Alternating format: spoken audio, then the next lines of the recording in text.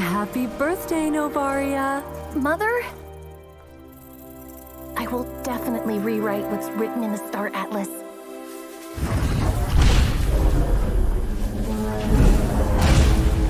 But why?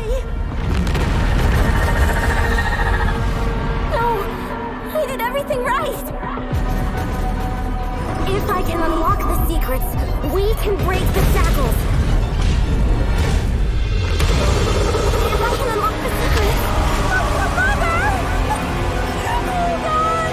I can unlock the secrets. If I can unlock the secrets... Happy birthday, Novaria. Mother? Happy birthday. If our destiny was already written in the stars beyond our reach, why am I burdened with all this? Why? Why can't I change anything?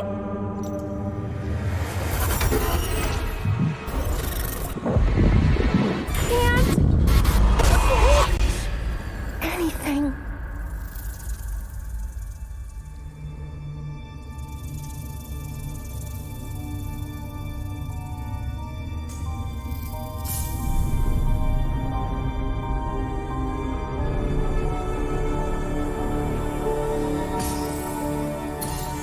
Happy birthday, Novaria.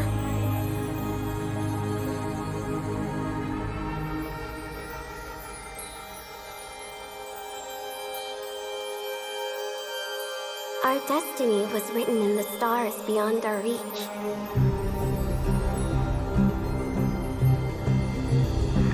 Something always finds a way to shine in the darkness.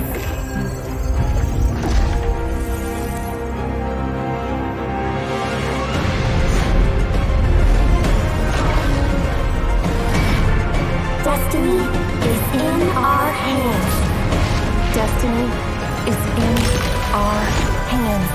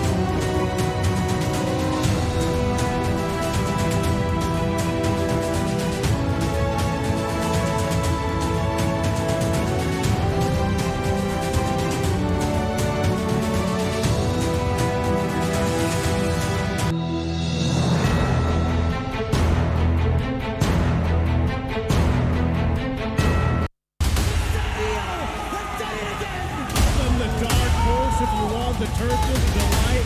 They're here making another statement. They deserve this celebration. 3G, well played.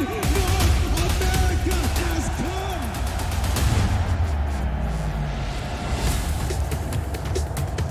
come. Welcome to Mobile Legends! Starting off 2023 with a huge bang. The M4 World Championship by Mobile Legends Bang Bang Esports achieved one of the highest peak concurrent viewerships of 4.2 millions, setting the tone for the year. And with the MPL seasons and official tournaments going underway in their respective regions, we know that fans across the globe wanted more. Taking place in Phnom Penh, the vibrant capital city of lovely Cambodia, for the first time in MSC history, this year's cup will include non-C representatives. And why do this and include international teams? The objective is simple: to improve MLBB esports level and ecosystem, evolving an established regional brand into an international championship, one without borders. MSC 2023 is a testament to the increasing demand and support from fans across the world. #SeeTheWorld. We will work hard to elevate the tournament level and increase our esport competitiveness. With that, do look forward to witnessing world-class MLBB esports in Phnom Penh this June. See you there and see the world.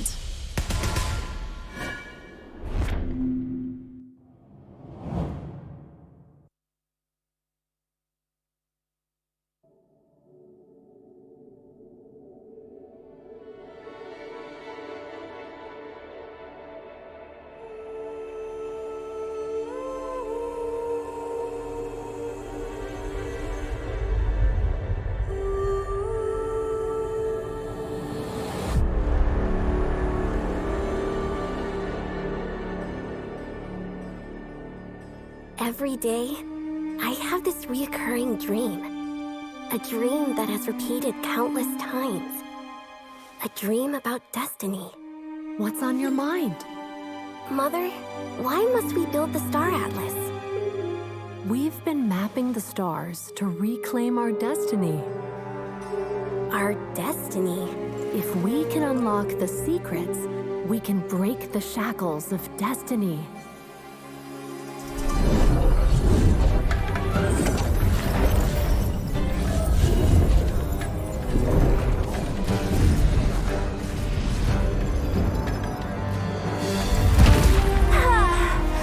Finally!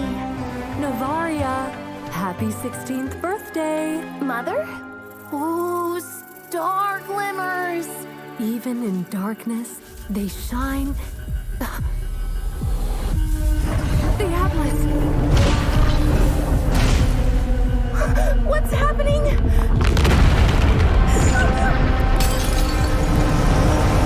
It's pulling everything into it! Navaria! Mother!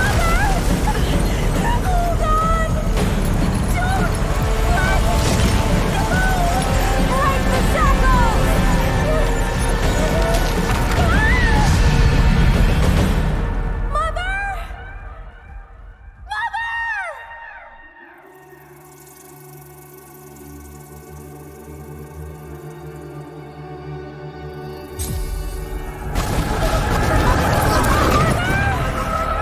let go!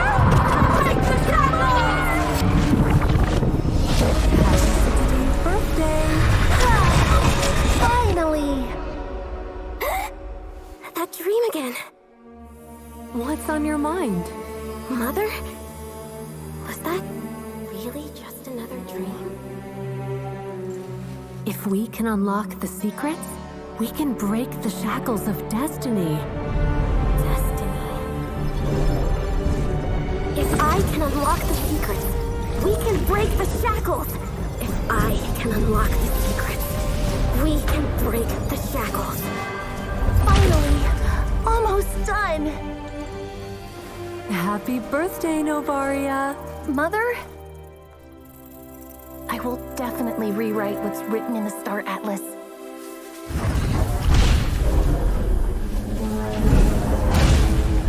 But why? No, I did everything right. If I can unlock the secrets, we can break the shackles. If I can unlock the secrets, Mother! Hold on! I can unlock the secrets. If I can unlock the secrets. Happy birthday, Novaria! Mother?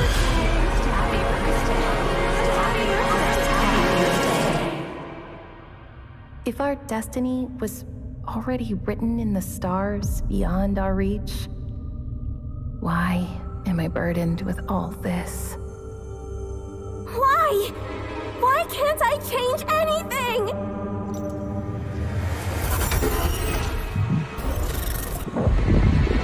Can't change anything.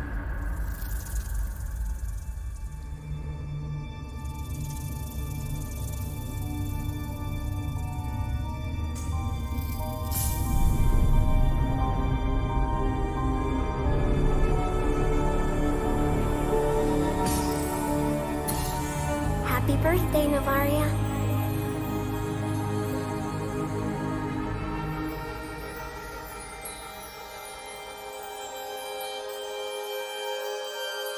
Our destiny was written in the stars beyond our reach.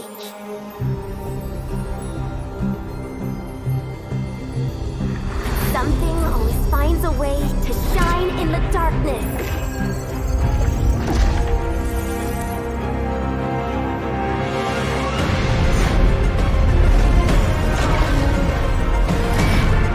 Destiny is in our hands.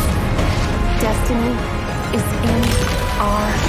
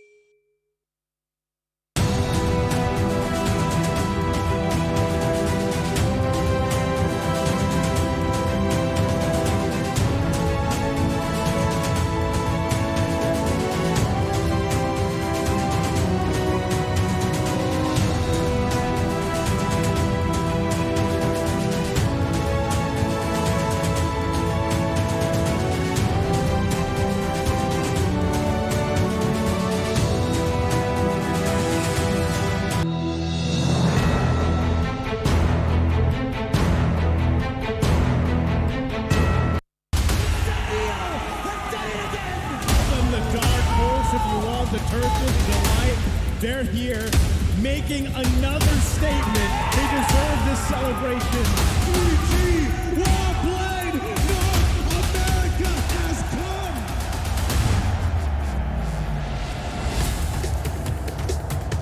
come. Welcome to Mobile Legends, starting off 2023 with a huge bang. The M4 World Championship by Mobile Legends Bang Bang Esports achieved one of the highest peak concurrent viewerships of 4.2 millions, setting the tone for the year. And with the MPL seasons and official tournaments going underway in their respective regions, we know that fans across the globe wanted more. Taking place in Phnom Penh, the vibrant capital city of lovely Cambodia, for the first time in MSC history, this year's Cup will include non-sea representatives. And why do this and include international teams? The objective is simple: to improve MLBB esports level and ecosystem, evolving an established regional brand into an international championship, one without borders. MSC 2023 is a testament to the increasing demand and support from fans across the world. #SeeTheWorld. We will work hard to elevate the tournament level and increase our esport competitiveness. With that, do look forward to witnessing world-class MLBB esports in Phnom Penh this June. See you there, and see the world.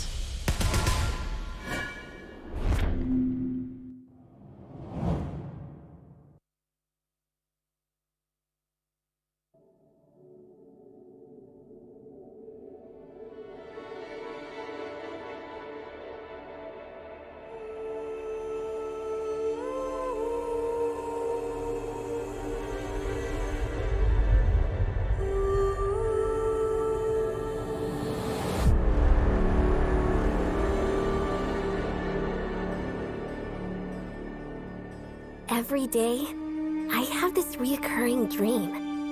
A dream that has repeated countless times. A dream about destiny. What's on your mind? Mother, why must we build the Star Atlas? We've been mapping the stars to reclaim our destiny. Our destiny? If we can unlock the secrets, we can break the shackles of destiny.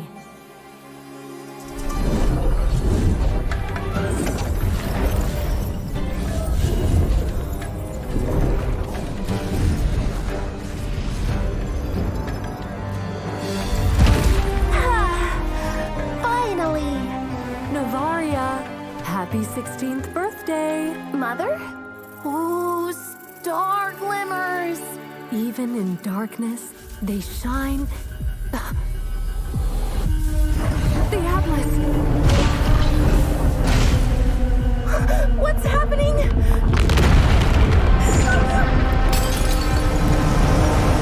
It's pulling everything into it! Bavaria! Mother! Hold on! Don't let it go! Break the shackles!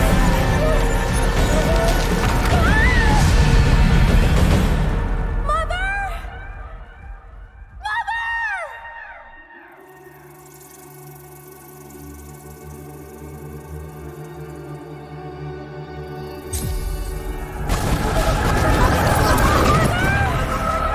Mother!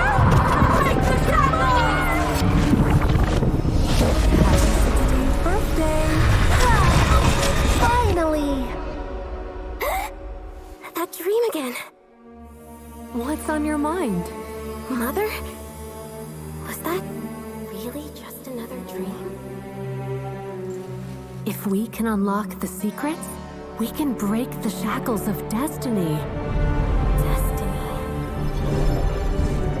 If I can unlock the secrets, we can break the shackles. If I can unlock the secrets, we can break the shackles. Finally, almost done. Happy birthday, Novaria. Mother? I will definitely rewrite what's written in the Star Atlas.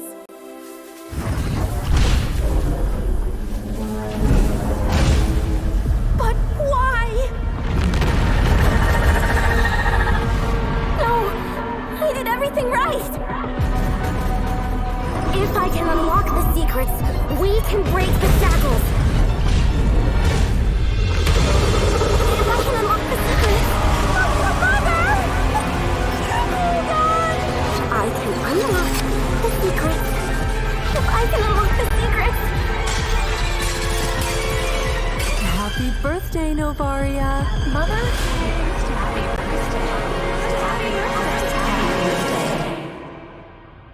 If our destiny was already written in the stars beyond our reach, why am I burdened with all this?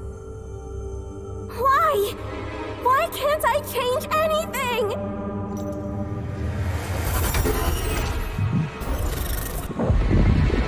Can't change anything.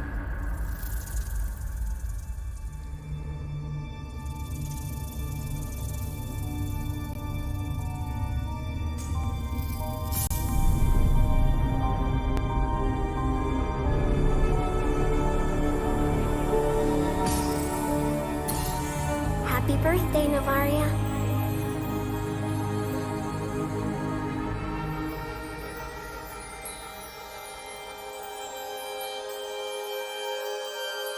Our destiny was written in the stars beyond our reach.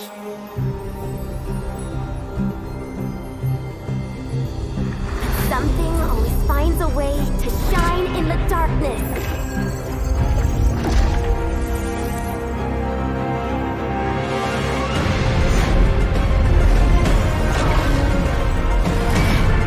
Destiny is in our hands. Destiny is in our hands.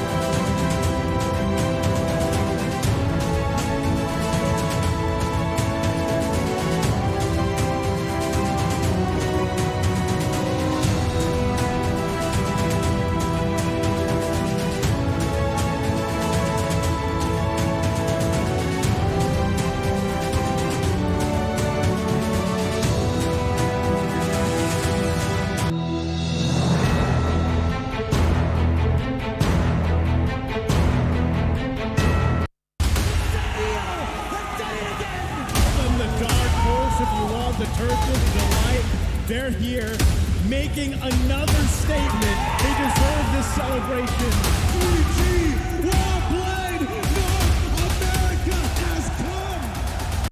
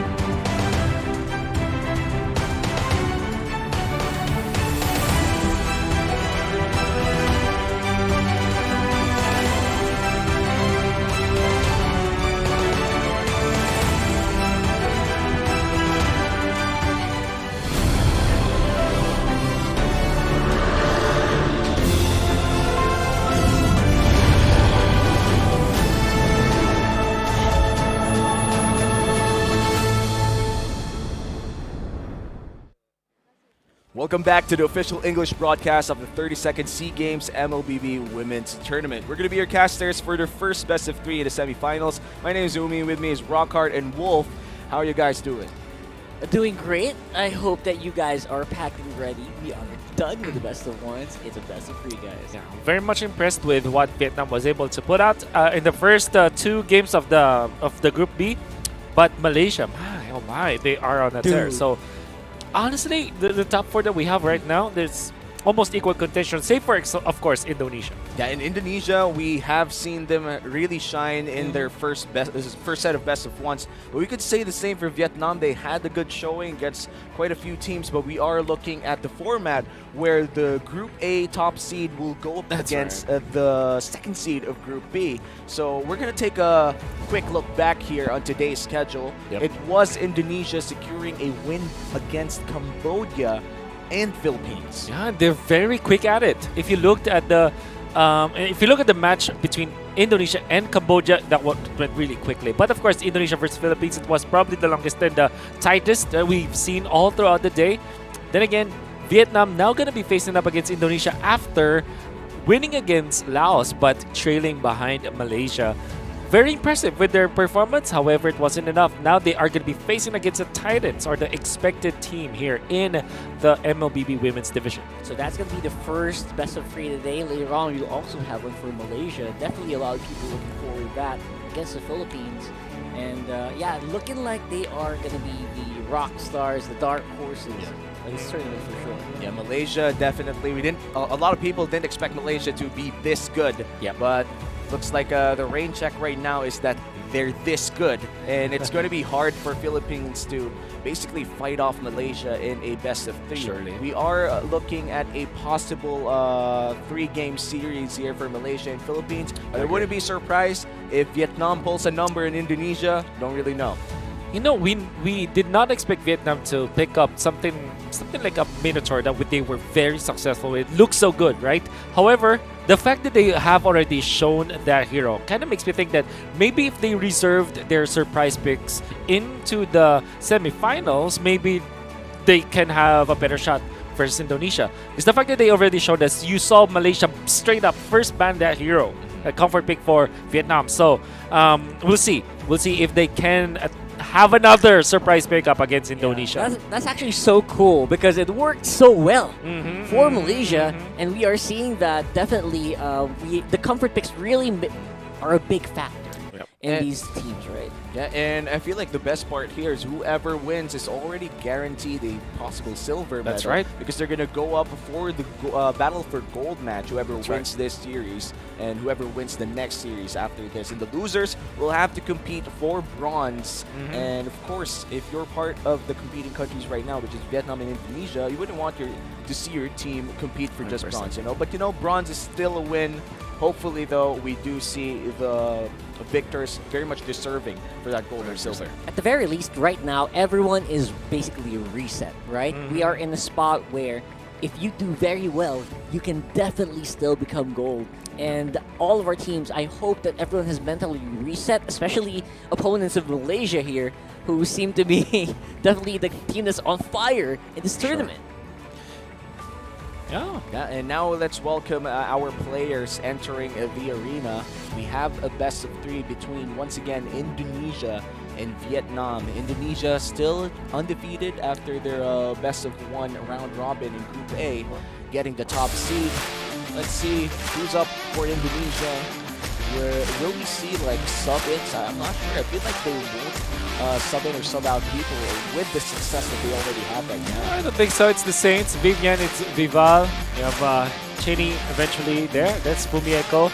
And Shell, that we know has always been the prominent names in the MLBB women's scene here in Indonesia. And we know for sure that between all of the countries in Southeast Asia, we know that the Indonesian team or players will have more reps compared to other delegates because of the fact that in Indonesia, MLBB women's is pretty big.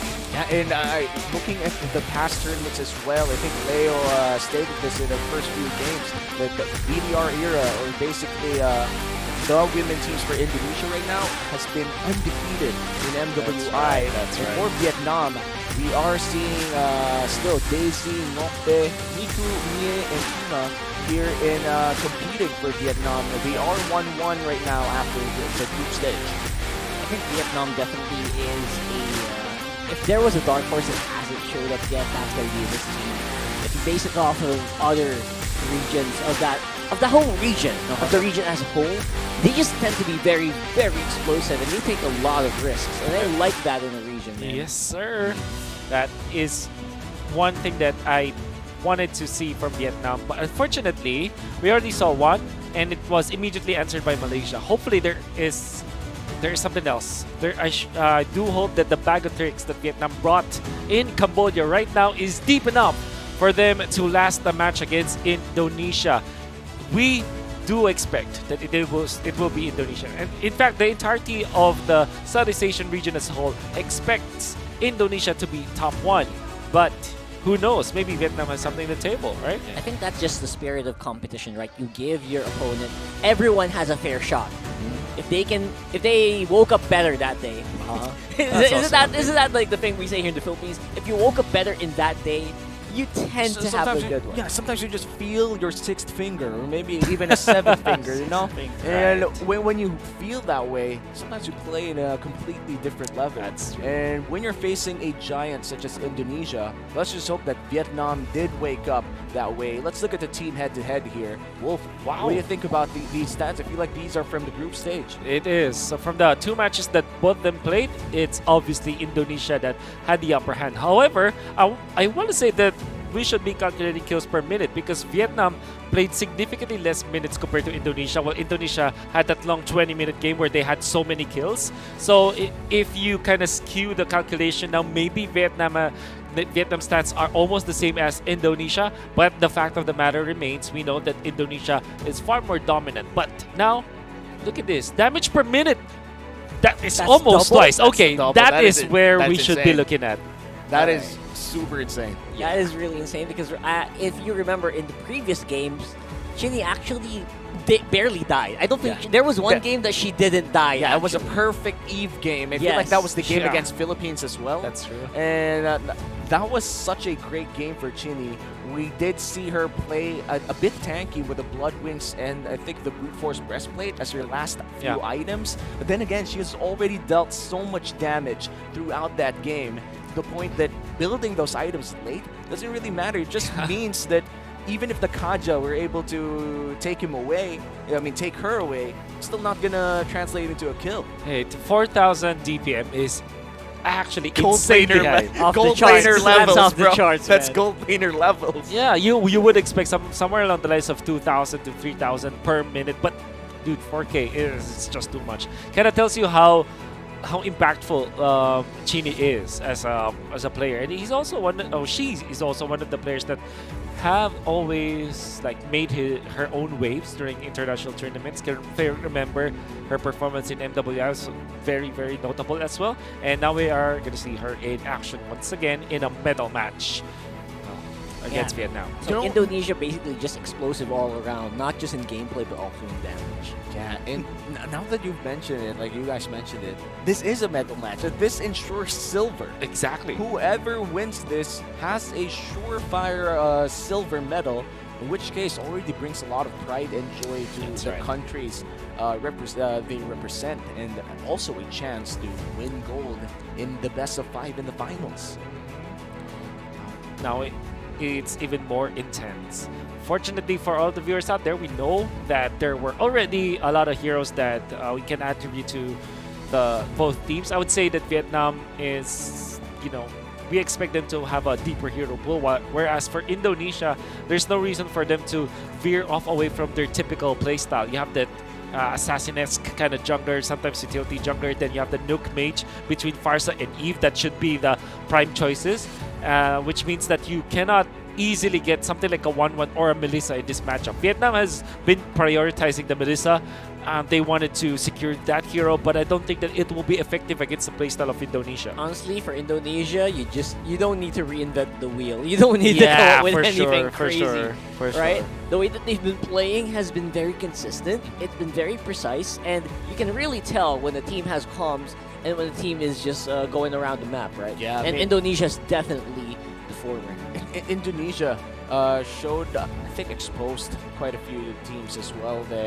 Their communication is way better. Like, a lot of teams would scramble under the pressure that Indonesia brings, especially in the early game, where a lot of their rotations revolve around going inside the enemy jungle and just trying to find more opportunities and convert more objectives for Indonesia very much early on.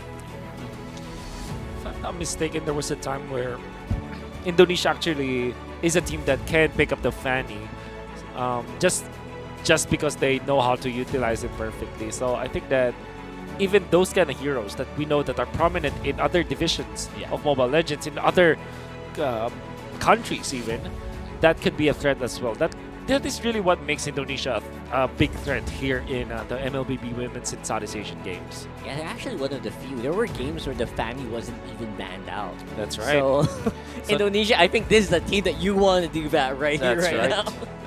And there's so much in stake here for all the teams, especially in the first day. And with a hero such as the Fanny, I mean, it's really hard to use for a lot of the people watching right now, some casual gamers out here watching MLBB. If you do try the game and you do try the Fanny, I'm sure it's going to take more than 10 games to learn how to play her properly, and even more than 100 before you actually learn all the possible mechanics for that hero. And mastery of the Fanny does allow assassin junglers to have that pocket pick and sometimes even warrant respect bans against their team. So it's quite the feat to have, especially in I would say a big league such as the women's division in the 32nd Sea Games. So we're still just waiting for the games to begin, but 2 minutes before the draft, are we going to see, I mean, I think it was Vietnam on the blue side, and I think we were still talking about how blue side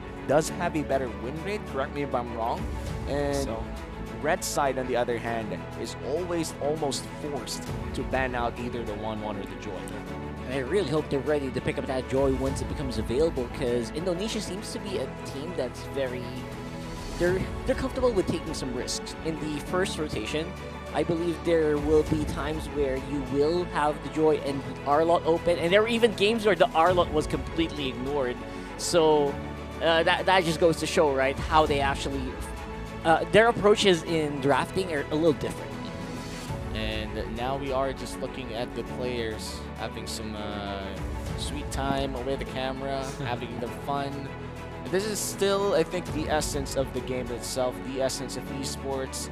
Looking at your teammates, spending a lot of time with them, and just having fun. You'd never get good at the game if you never had fun playing it.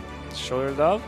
Oh, by the way, I'm looking at some of the previous stats of BTR, and just recently there's a very wide hero pool when it comes to their jungler, and their jungler being Vival, right? Yes. So she played the Spectrum, in fact. Like, she played the Fanny and the Assassins, like even going to a Benedetta at a certain point, and Hanzo. So the Assassins are there, Fredrin, the utility marksman, utility junglers like Fredrin and Martis, and there's that Hanzo, which actually is very surprising that she can play. So what an underrated hero by Hanzo, right? Yeah, Hanzo. So good. Hanzo is I would call a niche pick, but quite the effective one if you know how to use him or know how to use compositions that revolve around the Hanzo.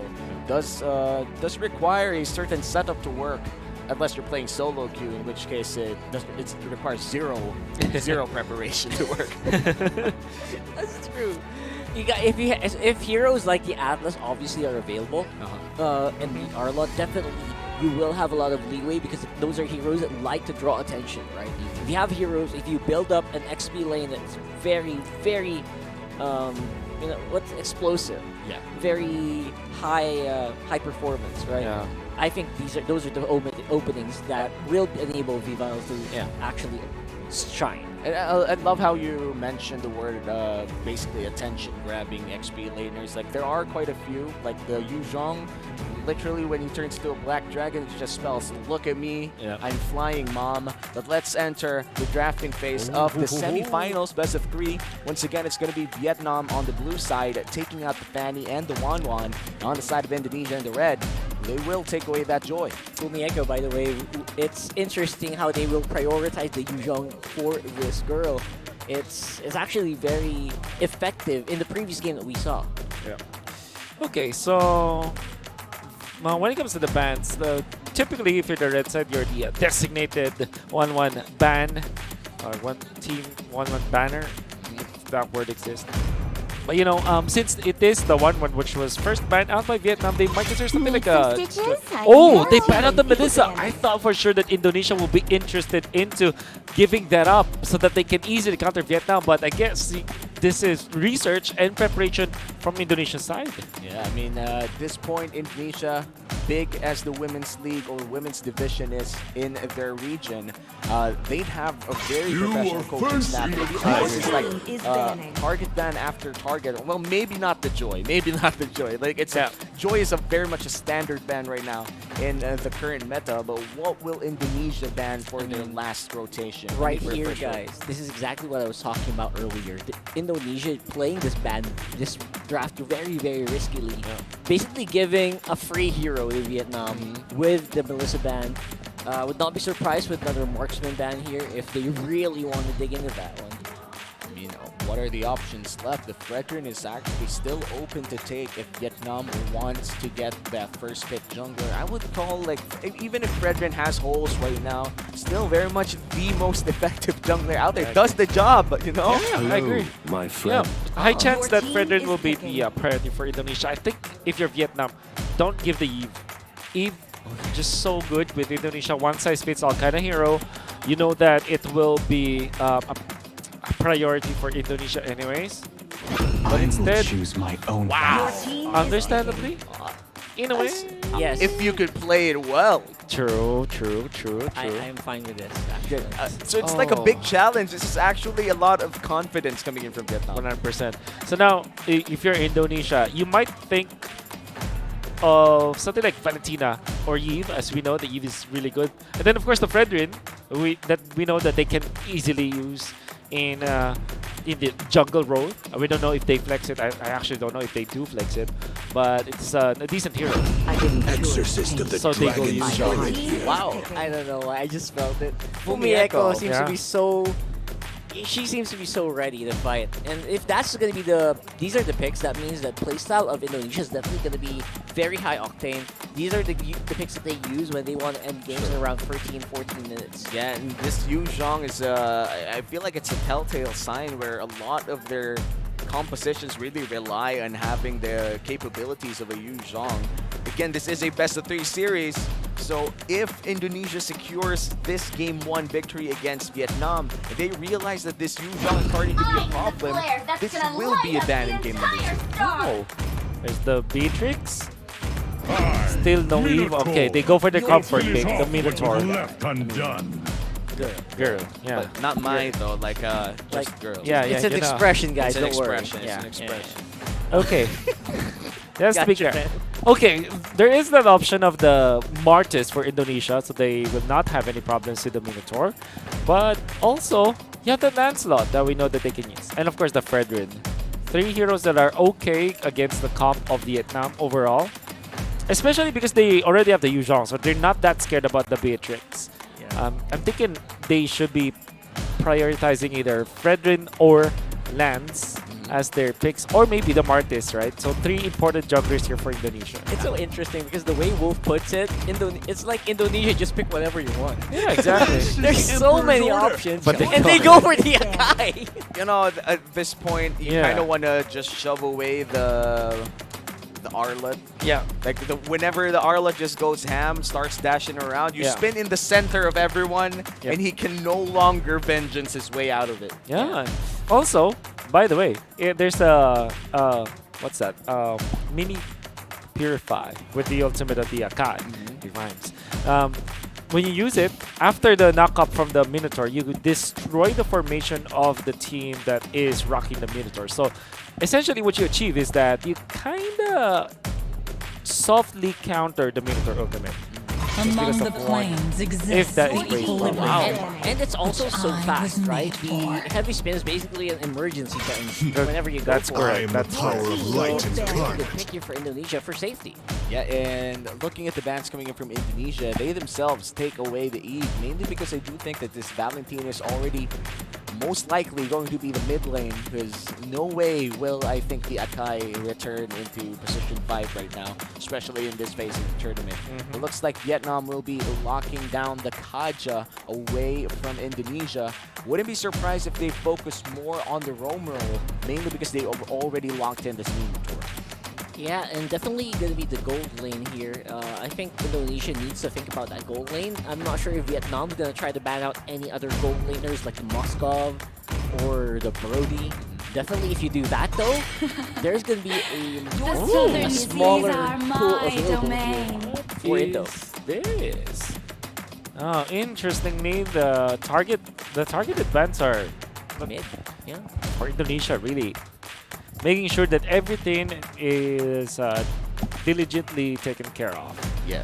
Okay, so I'm thinking maybe you last pick your roamer for Indonesia to kind of keep the integrity of the Akai's flexibility, and also you already know what you're facing up against. So it's gonna be the Beatrix, Sniper ready. the typical Give me a heroes target. that you put up in the marksman role for or the golden role for Indonesia at this point. First Beatrix should be something like maybe a Moskov, in fact. Yeah, Moscov's the best pick here. Yeah. I think we also saw Chell play the Moskov earlier. I think in their Did first she? game against Cambodia.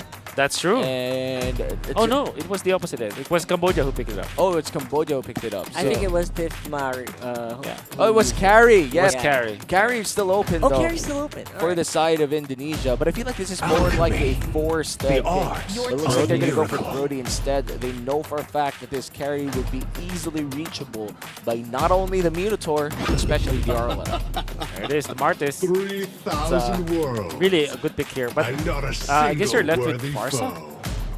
But then again, that makes the Yuzhong even more of a value pick, right? So it might be better to go for something along the lines of Lunox or Lilia if you're Vietnam. Farsa actually increases the value of the Yuzhong and the Valentina, That's giving true, them more that's of true. artillery. So that's Yeah. actually discouraged here for Indonesia. Yeah, and giving off the black shoes or any of the brilliance or the darkening abilities wouldn't really affect. How about the value. Kagura? Kagura could be an Lunox. option, but it looks like they're gonna go for the Lunox instead. I feel like this is a very traditional Yeah, route, I agree. but I do Always on the think way. that having that Lunox in the mid lane means the Beatrix and the Lunox would have like different power spike timers, so they gotta manage that well. Look at this. This lineup from Indonesia is definitely making it so difficult to play the Beatrix. The only saving grace maybe is that there is a way to kind of sustain the Beatrix with a Minotaur if she plays defensively instead of like offensively as the Minotaur. Maybe they can protect the Beatrix. But imagine this: Matilda Circling Eagle, Yuzhong Dragon Form, Akai Ultimate, and of course the Brody Torn Apart Memory. These skills are just so good at dealing with the Beatrix. Yeah, and also the single targetable stun coming in from the Brody definitely would set up a lot of good ganks in the gold lane, but these are all just theories. We're about to see whether or not Indonesia could secure this against Vietnam, or will Vietnam show us that they could just defeat the titans of female esports here in MLBB. Let's enter game 1. We're already seeing some action here inside the jungle.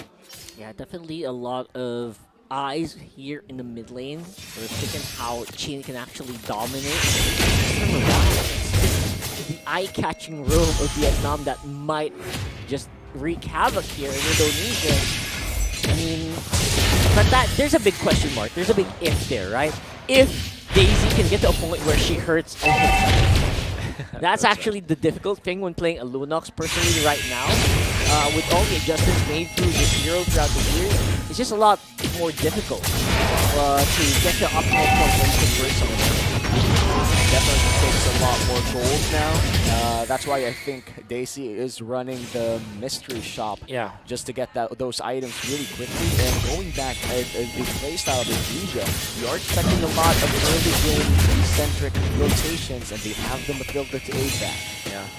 There's some benefit into picking up the Lunox, right? You don't give a massive ultimate to the Valentina. You also deal with both the Matilda and the Akai. So maybe there's that. But overall, we know that the biggest con of having the Lunox is that it is so farm dependent. Yep, and looks like what they don't need right now is that gold to take out Nokbe. That's a first blood going over Indonesia. The Petrify coming in from Nokbe was expended to try and get a kill against Indonesia, but because of that, they lacked gap closers or maybe escape tools from the Petrify combo coming in from the Yu Zhong. And if we're talking about better Petrify combos, you gotta give it to the Yu Zhong pre-level 4. 100%. I think there's really not much that you get out of this build coming out from Nokbe, especially because she went for the killing spree, which we know that is not the most ideal for the for the Arlet, unless of course she gets multiple kills. Like she gets fed up and gets so much damage, but overall it's gonna be a scary thought for Vietnam not having a good XP lane team fighting tool. Yeah, right now they're gonna be whittled down as well with the damage. It's not even straight up DPS yet. These are just poke damage coming in from Indonesia, and they're already suffering in the hands of the Matilda and the Valentina. Slight gold lead already building up for Indonesia here. They're trying to clear it out, but looks like Nico will be in trouble. Look at all the stunts and the gap closers in the world. Just securing another kill for Indonesia. They might even get another one. And Mia walks away. You see that combo?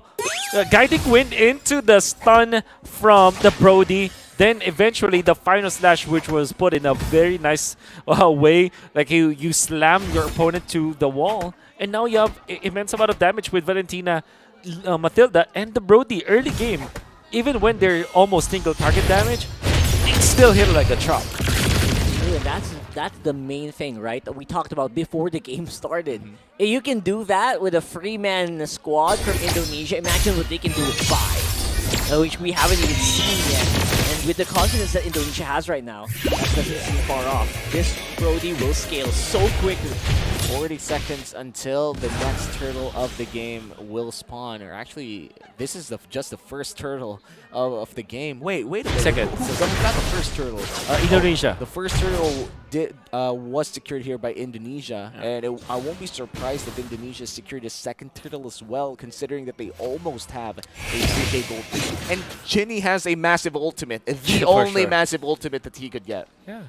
And no need to even, like... Oh, no. Oh, no. Oh, they missed. It's a 4-man dive now. Miku, what you gonna do? What are you going Oh, my God. Terrify from the left side so that they kind of shove Miku to the right side where the stun from Chell is actually waiting. That was so well done by Indonesia. And you didn't even have to use the final slash. So Indonesia right now in full control of not only the objective, but here comes the Minotaur. This is the engage, but Vivian must be Yeah, Vivian definitely getting in trouble here with the final slash. Gonna be missing out here. Beautiful delay there from Chinny. Will not be enough. Chinny will go down. And Daisy as well. Vietnam here's the punch back in, coming in from Indonesia. Whoa. And it hits like a truck for sure. 3-for-1 exchange. Indonesia still in the lead. A 4.6k gold lead, but they do have the wave clear. Vietnam could be able to defend this, but I feel like this is going to be a stolen for the side of Indo. No red green, no problem, because there's no contest whatsoever from Vietnam. My oh my. Good initiation already from Vietnam, but the Mino and Fury was actually dodged by a flicker from Chinny. Eventually died, but the rest of Indonesia were prepared for it. Of course, we can see through the replay once again. Watch out for the dodge from Chinny. Then, of course, the final slash, which was exchanged with both teams, easily countered by the lockdown that you can get from the heavy spin as well as the Yu Zhong ultimate. Great sniper coming out from Miku, but it wasn't enough to score a kill, which allowed Indonesia to just sustain through, get 7-1 when it comes to kills, and 5.3 thousand gold to boot. And, you know, Indonesia definitely has their power spike right now. I did see Chell pick up that Blade of Despair a few seconds ago, maybe around the 5-minute 30 mark. So this Brody would definitely just drop the HP bars of Vietnam left and right. And for Vietnam, I wonder what the win condition is left. Like, you still have that Blue Nox for a possible late-game burst, but it's going to take quite a while, and another kill goes to the hands of Indonesia. If you're Ngokbe, you really want to rethink the way that you approach it as the Arlot. The Arlot's a very strong hero, but Killing Spree and Petrify, it's such an old school, although Arlot's fairly new, but the thing is, it's one of the first few attempts on what you can have as your battle spell and emblem set for Arlot, and it's easily like snubbed because it doesn't really achieve that much for the hero. You do get like a few resets on your passive with the Petrify, but that's frankly it. Yeah, that's it. Yeah, overall, it's so scary because Indonesia's not even using ultimates to get these kills, man. And look at that flicker in by Chuma. Chell all alone, but doesn't even need help at this point. Got Vival from the backside, just making sure the teammates are good. There's a flicker in for Chinny. I'm not sure why that happened, but it's not going to be in position for the final slash. Comes from Echo on the back foot with that dragon, and it is enough to peel off the Vietnam squad.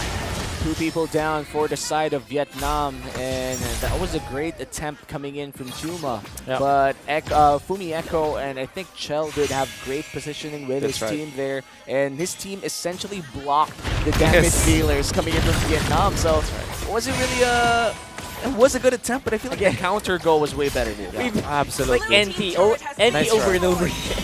Nice try, definitely, from Vietnam. The idea was there. Unfortunately, Indonesia was far too prepared for that. Because if you think about it, it's kind of one-dimensional for Vietnam to look at what their composition wants. You want to initiate with the Minotaur. You don't have a flicker for the Arlot, so the Arlot will not be the one to first go in, or she will not be able to get the fire shot off in a good angle. She has to wait for the rest of Indonesia to group up before she is able to have an impact. So you can read through what Vietnam wants to do. It's so funny because Indonesia has the better final slash. Yes, If you think about it. because of the flicker. Just simply as that. I mean, Chini will have an easier way.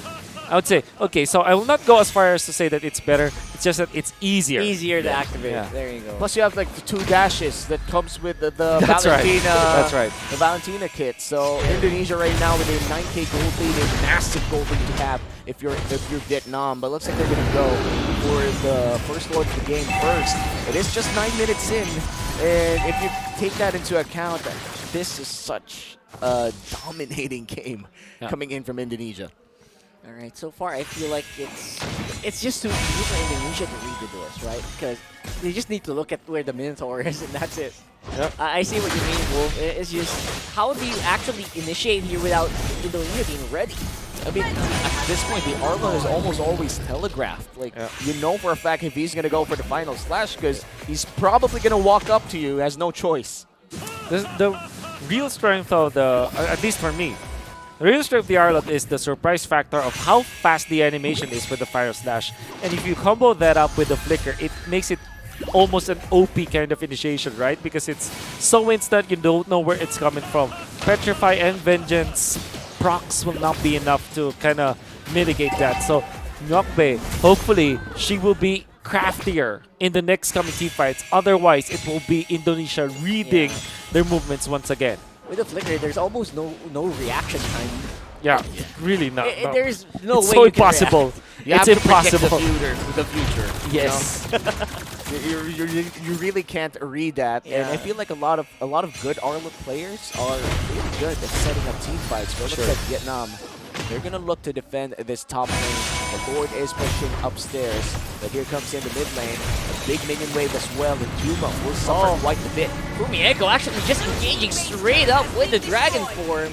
And with the heavy spin, just pushing everyone back to the base. There's the final slash we've been looking for here. Follow up with Chuma.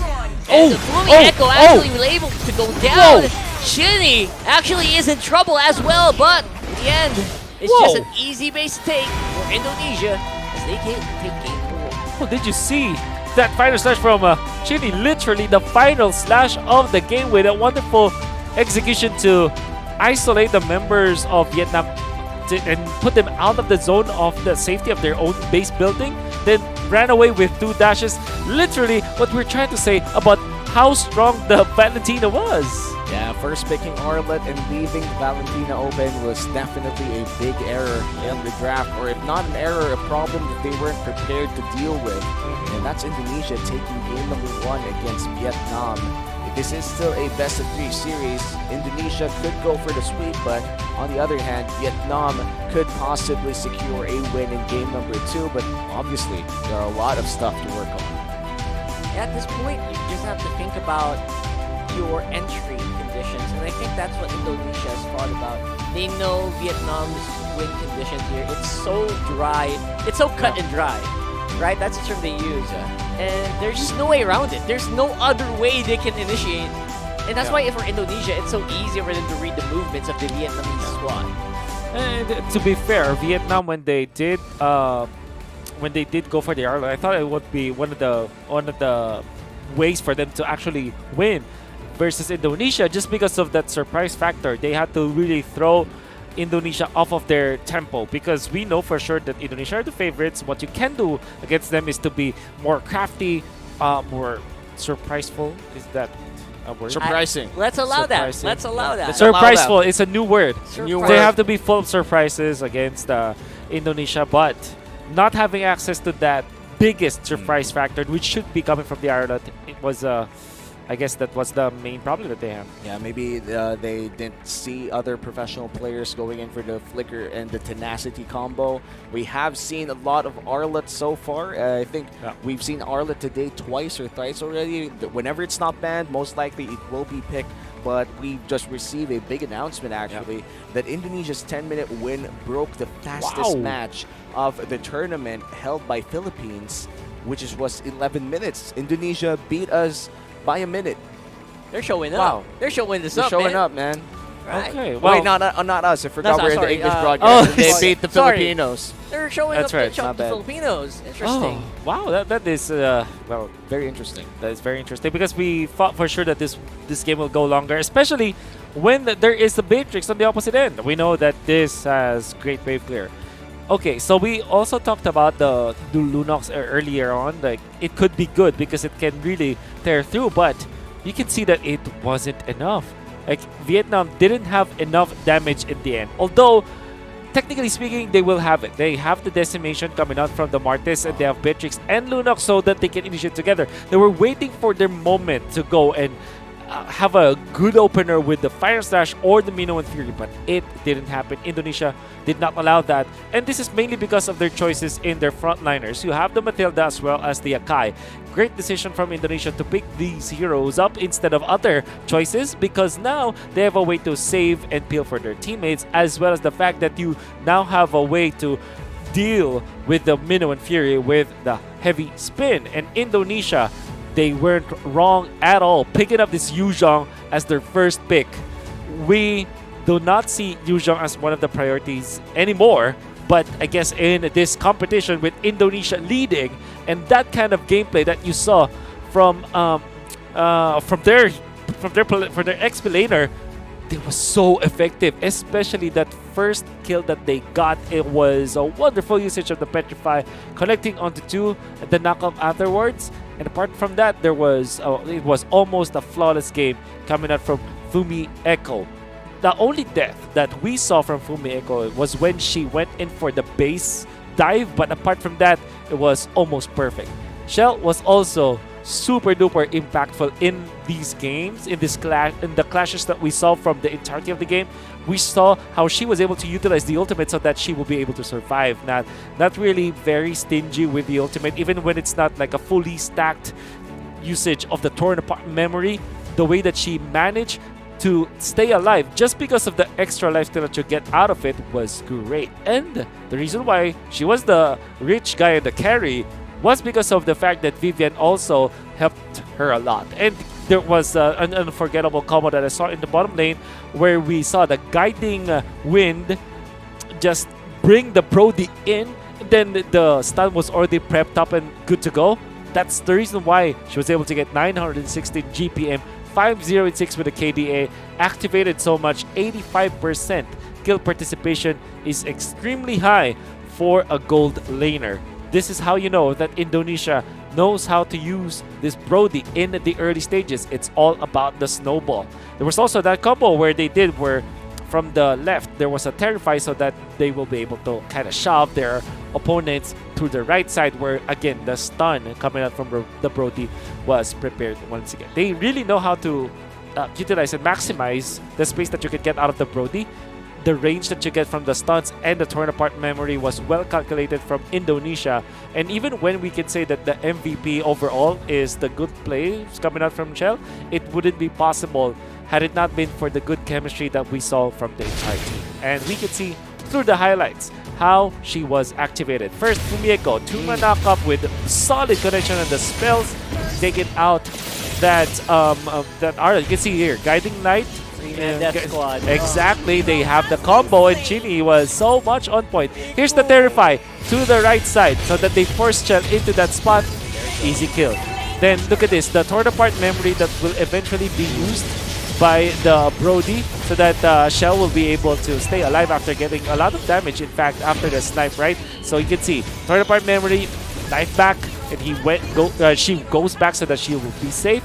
Shell on a killing spree, again usage of the torn apart memory after the jump from Lee, the Martis, and outside of that, there is really nothing that Indonesia has been doing incorrectly in this game. Every single jump that they are doing is so good. Look at that. Watch out for the fire slash from Chini. Well, we'll not get to see it, but it really gave them so much. And looking at the entire highlight reel, it has been a lot of team play and I would say micro abilities from the side of Indonesia, paired up with a lot of macro decisions as well that they took, and risks that I would say that are mainly 70-30. Yeah. 70 on the side of Indonesia. They really calculated a lot of their calls. And I gotta give like big respect to not only Fumieko but also Chini, who took away a lot of the final slashes that could have gone to the hands of Vietnam. They had better final slashes, and that's kind of sad if you're the Arlet. So for sure. You picked up a hero just so that you can be used by the opponent. Now, I have to bring this up, right? Because it's so interesting that to bring up that number, that 10-minute game for Indonesia, because it might look like they're just showing up the Philippines, but in essence, it was actually very critical. It was critical for them to finish the game quickly because you don't want to give an opening for the Minotaur to make a big play. And that's also a reason why I think Fumieko decided to just tank everything because they needed to finish right there, right now, when they know they can finish it. Because afterwards, if there was a counter initiate that went wrong, that would spell a possible comeback for Vietnam. Yeah, and I feel like in the current meta, hyper aggression that leads to possible snowball is quite rewarded. I feel like the current world champions in the MLBB scene is the master of that craft right now, where they go in for very aggressive rotations and basically not giving breathing room for the enemy team to recover, and having that Eve, like we didn't see Eve this time around, but if Indonesia does get the Eve, we could see more of the playstyle that I'm telling you about, because Eve is such a tempo setter to the point that if Indonesia gets their hands on it, it might just be almost over by draft. Yeah. It kind of makes you think that maybe the Yuzhong really plays an important factor here for, at least for Indonesia. That probably is the reason why they keep on picking it, because number one, it's a very comfortable hero, as you saw from Fumieko, is super duper good with this particular hero. Second is that it counters those nuke mages that typically are the reasons why the game is prolonged, like Farsa. Eve, and some same vein Lilia maybe, but the Valentina.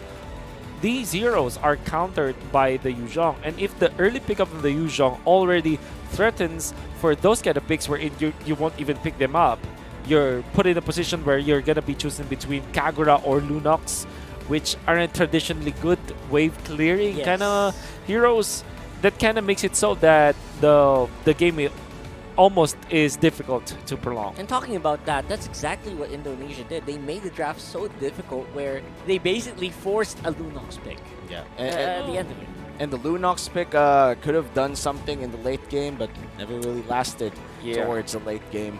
And I would say that in the mid lane right now, if you're not getting any artillery mages, might as well get something that could really do a lot of things by, I think, early game, like the Lilia or something.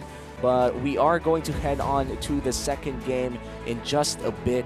And right now, Indonesia is technically on match point. One more game to secure the silver medal for Indonesia for the 32nd Sea Games. Wow.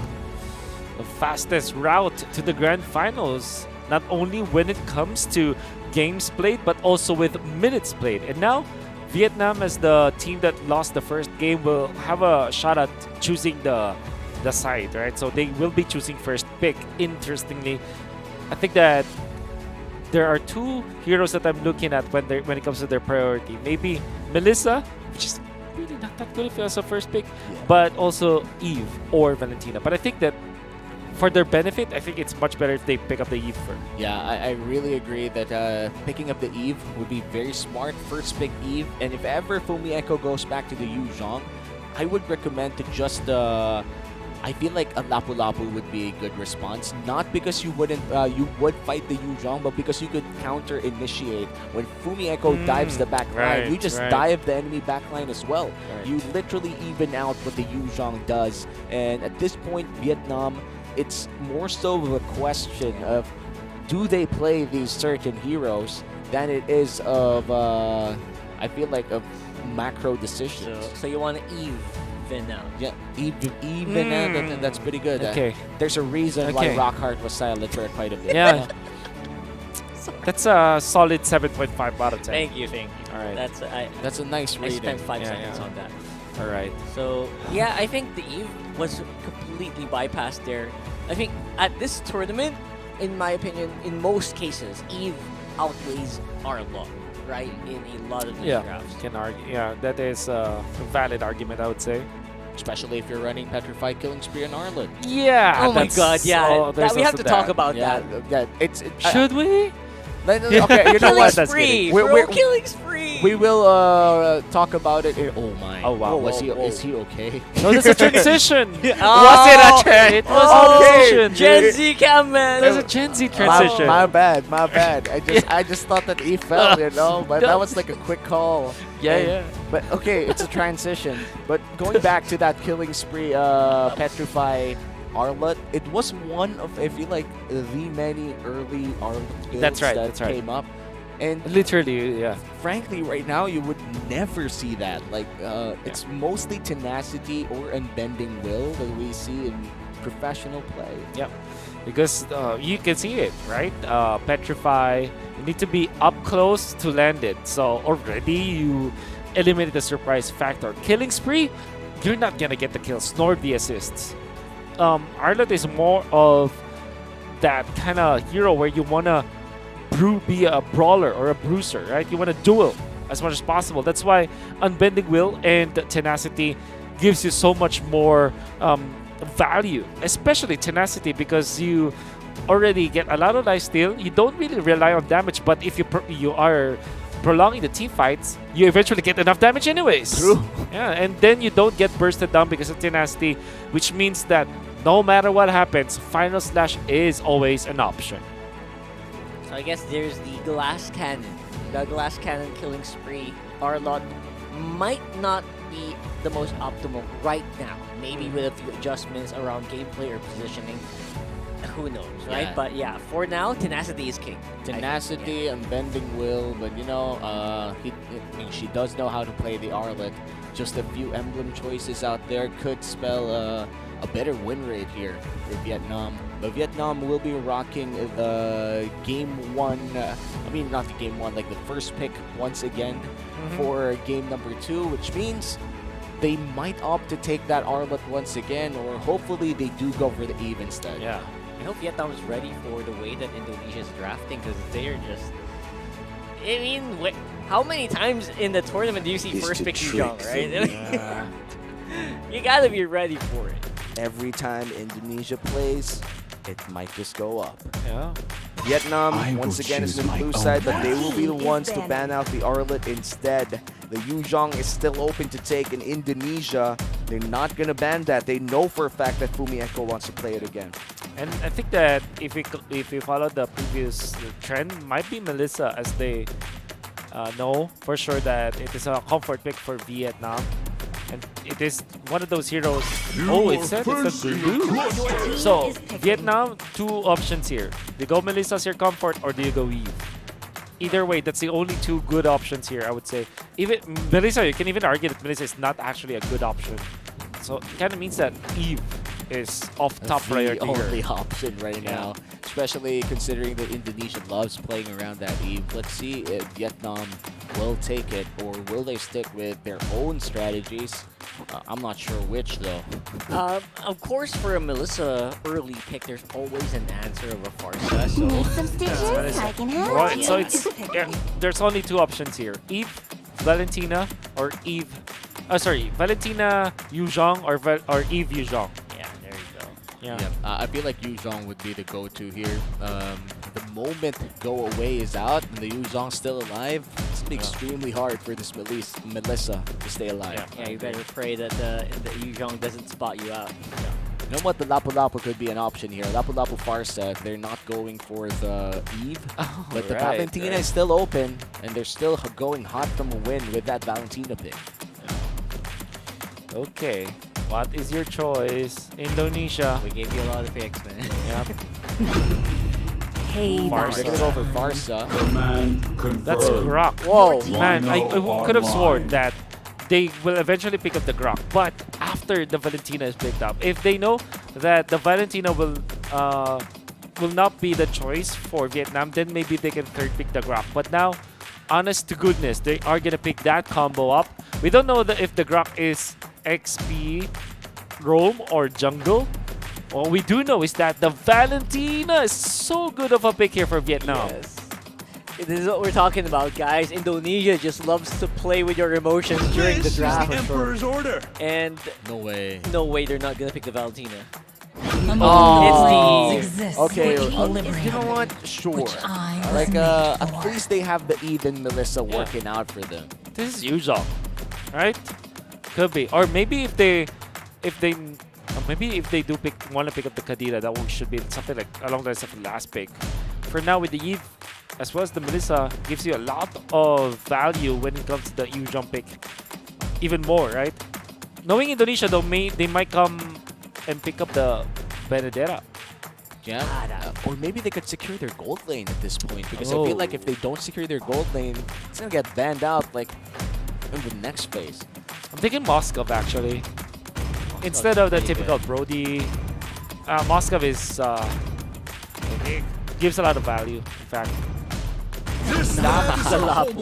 Alright, Brings it out. Indonesia's not overthinking this. I like it. not at all. Right? They're just going straight up. There's a Melissa, let's just wail on this guy. Yeah, That's just exactly. the easy answer.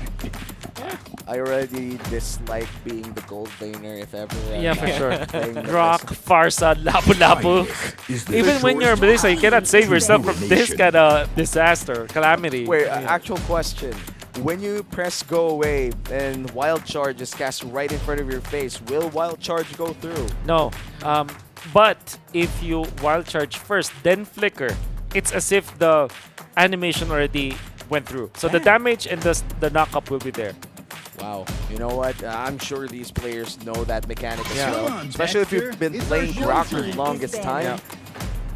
Nothing's gonna stop you, basically. Exactly. You even know how to block certain minions Yeah, at this point. for you sure. know? Even Lapu Lapu, after the initial push of go away, is actually quite deadly. Man, if you're Vietnam, you really have to ban out the Moskov. You don't really care that much about the Brody. You have a way to answer it anyways. You have the damage and you have the tank ability for it. You can Wind of Nature or the Melissa, then you're gonna be a-okay. But with Moskov, you cannot sit properly with that kind of hero because it can get out of the real world manipulation easily. Can also get out of the zone of the heavy spin easily as well. They have the pushback to go with it. So that is a hero that definitely Indonesia will be considering. I wonder if there's a possibility of this high team because is I think the banning. Melissa needs it. The Bilson needs a lot of babies and if it wants to survive in this lineup. Let's see if it's going to be an Akai in the roam. But right now, they are banning a lot of gold laners here. And the Claude is already out. I do feel like, as you said, Wolf, the Moscow ban could be massive here for Vietnam. Limiting the options to marksmen that you could take down inside the real world is something of a priority for the side of Vietnam. I wonder if there is a world where Indonesia puts the Grok onto the jungle, then pick up something like a Kadira, which you know is a. Wow. 30,000 Okay, so this is just Moscow or Brody, I'd say. You know what? In before they lock in the Clint. Yeah. Just a random or a random Irithel, you know. Wow, Irithel. Haven't heard that name for a while. But it's no, so some teams are actually picking it up against the both Eve and the. Yeah, because you jump and you shoot, bro. Literally just autopilot. Yeah. Oh man, it's gonna be very interesting in which marksman Indonesia. I mean, they're laughing. This is the most menacing team right now. The flare that's gonna light You know what? We completely forgot about the No, Beatrix. they just go back to something super duper basic. It's yeah, because it outranges the Melisane lane. Kinda is a problem for these. Sand rises when I give the word. Yo! Whoa! Now this is new. This is new. I like this. I like this. There it is. Reel him in and sand him down. Okay. Vietnam's like, okay, if we're gonna lose, let's have some fun in this one, and maybe, just maybe, we can actually put this show game free. I'm thinking Valentina actually for Indonesia. You see, like put it in the gold lane on the jungle roll. How many that's spells pretty are? good. Every spell is good. So many juicy spells. So many juicy spells. Every spell is good, and imagine a Valentina with a Fatal Links that's already on all social media platforms. You see that every day. But a Raging Sandstorm Valentina, show me something Show new. me something new. Benedetta may be the other choice, but yeah, the Valentina still is good. I fear no Kraken. No way. For Oh I no, invincible it's just the skin line. I thought it was like a new. I thought it would be Bane. I would be I thought- so pissed if it was Bane. I almost thought it was Bane because I heard like the Kraken, right? Kraken Yeah, something, yeah. and then I forgot there's like a Dragon Tamer skin for Lancelot. My God. Okay. So close. So close, but yet so far. And now we are entering game number 2. And looking at the talent predictions from the main broadcast out there, we do have people still believing that Indonesia would sweep down Vietnam. And I do think that Indonesia is in the proper seat to take down Vietnam, but we'll never know. The Khalid might just be the key. You know, the word key starts with K, the same with Khalid. That's masterful research right there and analysis. Thank you so much for that, Romy. Appreciate that so much. Now we're loading up the game number 2. Vietnam, they pulled out all the stops. Yeah. This is like all or nothing right now for Vietnam. I'm just excited to see whether or not this Khalid pick in the XP lane would really match up against the Lapu-Lapu. It's not every day that we get to see this matchup. Okay. Traditionally, Khalid wins in level 1. Like it's the most important level for the Khalid, which now is gonna be rocking the. Oh, that's why they parked Ginny up here. This is a very smart decision from Indonesia because the Khalid can easily close the gap. You have so much damage, and sometimes you can even commit the execute. But of course, the flicker was used by Gokpe here. Yeah, that was quick realization from Indonesia that exactly the matchup. If you want an even matchup, you have to prevent that level 1 domination from the Khalid. Yeah, the Khalid definitely knows how to snowball. Whenever he does get that early game kill, so Chinny with the rotations, definitely smart. Might even get the first blood. There it is, as Ngokpe having a lot of trouble. Quick sand guard right on time just to save Ngokpe, but Chinny's still on the side. no. Vival is right behind. She's also level 4. Could be a problem, but looks like Indonesia gonna slow it down a little bit just for now. Leave the man alone. We want to see more Khalid. Now 20 seconds from now will be the first turtle of the game. Indonesia, heavy rotations inside the XP lane. But look at the jungle of Indonesia. It's getting invaded by 3 people. That's right. It is. And right now, it's for a good reason as well. It is Turtle spawning up on top side, and it's just Indonesia having full control. Okay, for now, we know for sure that it will not be that good of a game for the Vietnam squad because they can't really stop in one nation wave. But the Atlas is level 4! There it is, diving in straight up. All engagement tools being used by Indonesia. Here comes Akali! Will there be a red tree? But looks like it's going to be going over to Indonesia in the end. And all of those crowd controls being used to their optimal position. Daisy as well trying to make a run for it. But again, will fall victim to the Grok. It's a 3-4-1, but Vival does secure the turtle for the side of Indonesia. Shell though, 1v1 against Miku, and Miku will be not going in for the kill. But looks like Vivian would try to make a play, forces the dash away.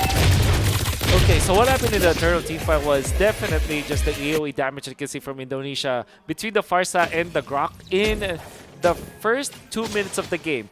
That's a position fight that can output so much damage, especially if you land a wild charge like that! Just like that! Wolf called it right as it happened. Wait, Vival! Vival actually might be here with a little bit of a risky move. Obviously, small rows. Some iframes to help you out there. Wow. Okay. So what you saw in the middle is actually a prelude to what happened in the turtle. Exactly that, right? And Vival did not even land the Phantom execution. We are going to see it once again. Look at that AoE. So even under the real-world manipulation, they just got out easily. Then, when Vival utilized the puncture to go back, that is when she was killed. By the way, Fumi Echo dodged the initial fatal links because of the iframes that you get from the Lapu Lapu. Yeah. Oh, beautifully done there. Oh, again, Vivian, just no fear whatsoever on this Grok. Knocks up 2 people. Slowing down the rest of the squad. Close the gates. The Grok wants some privacy, and they're still going for the push here. Miku will be able to back off, but Vival and Chell will be able to secure a lot of gold here. Exactly. Man, I think that what you better do, no, they will push it down. But there is an option where you can actually let the gold guard die so that it will be denied away from Miku. But now what they're doing is to pressure Miku so much. Yeah, basically slowing or, reducing the amount of land that Miku can actually play around is very critical. And it's also it also enables a lot of action on the top side, while obviously Vietnam struggling on the bottom. Now a big team fight here. Dilma actually just falls without even using the fatal links. And now the rest of the Vietnamese squad are on the run. In front, Miku has some damage on, but will not be enough to slow down Indonesia. Indonesia playing it a little bit safer compared to game 1 though. The moment go away is out, Miku knows he can't be near in anyone's faces in Indonesia. Literally all 5 people in the squad of Indonesia would literally run up in front of that Melissa the moment go away is out. And there's an engagement on the bottom side. Fumi Echo seems to have been caught out here by Vietnam. A small consolation prize, while the rest of the Indonesian squad are actually around on the top side of the map, trying to get more resources from your side. It must be a sight to see for Vietnam. You can see already that there's a massive lead in Indonesia. Oh my god! Beautiful engagement on the wild charge! Whoa! Oh, that was picture perfect there coming in.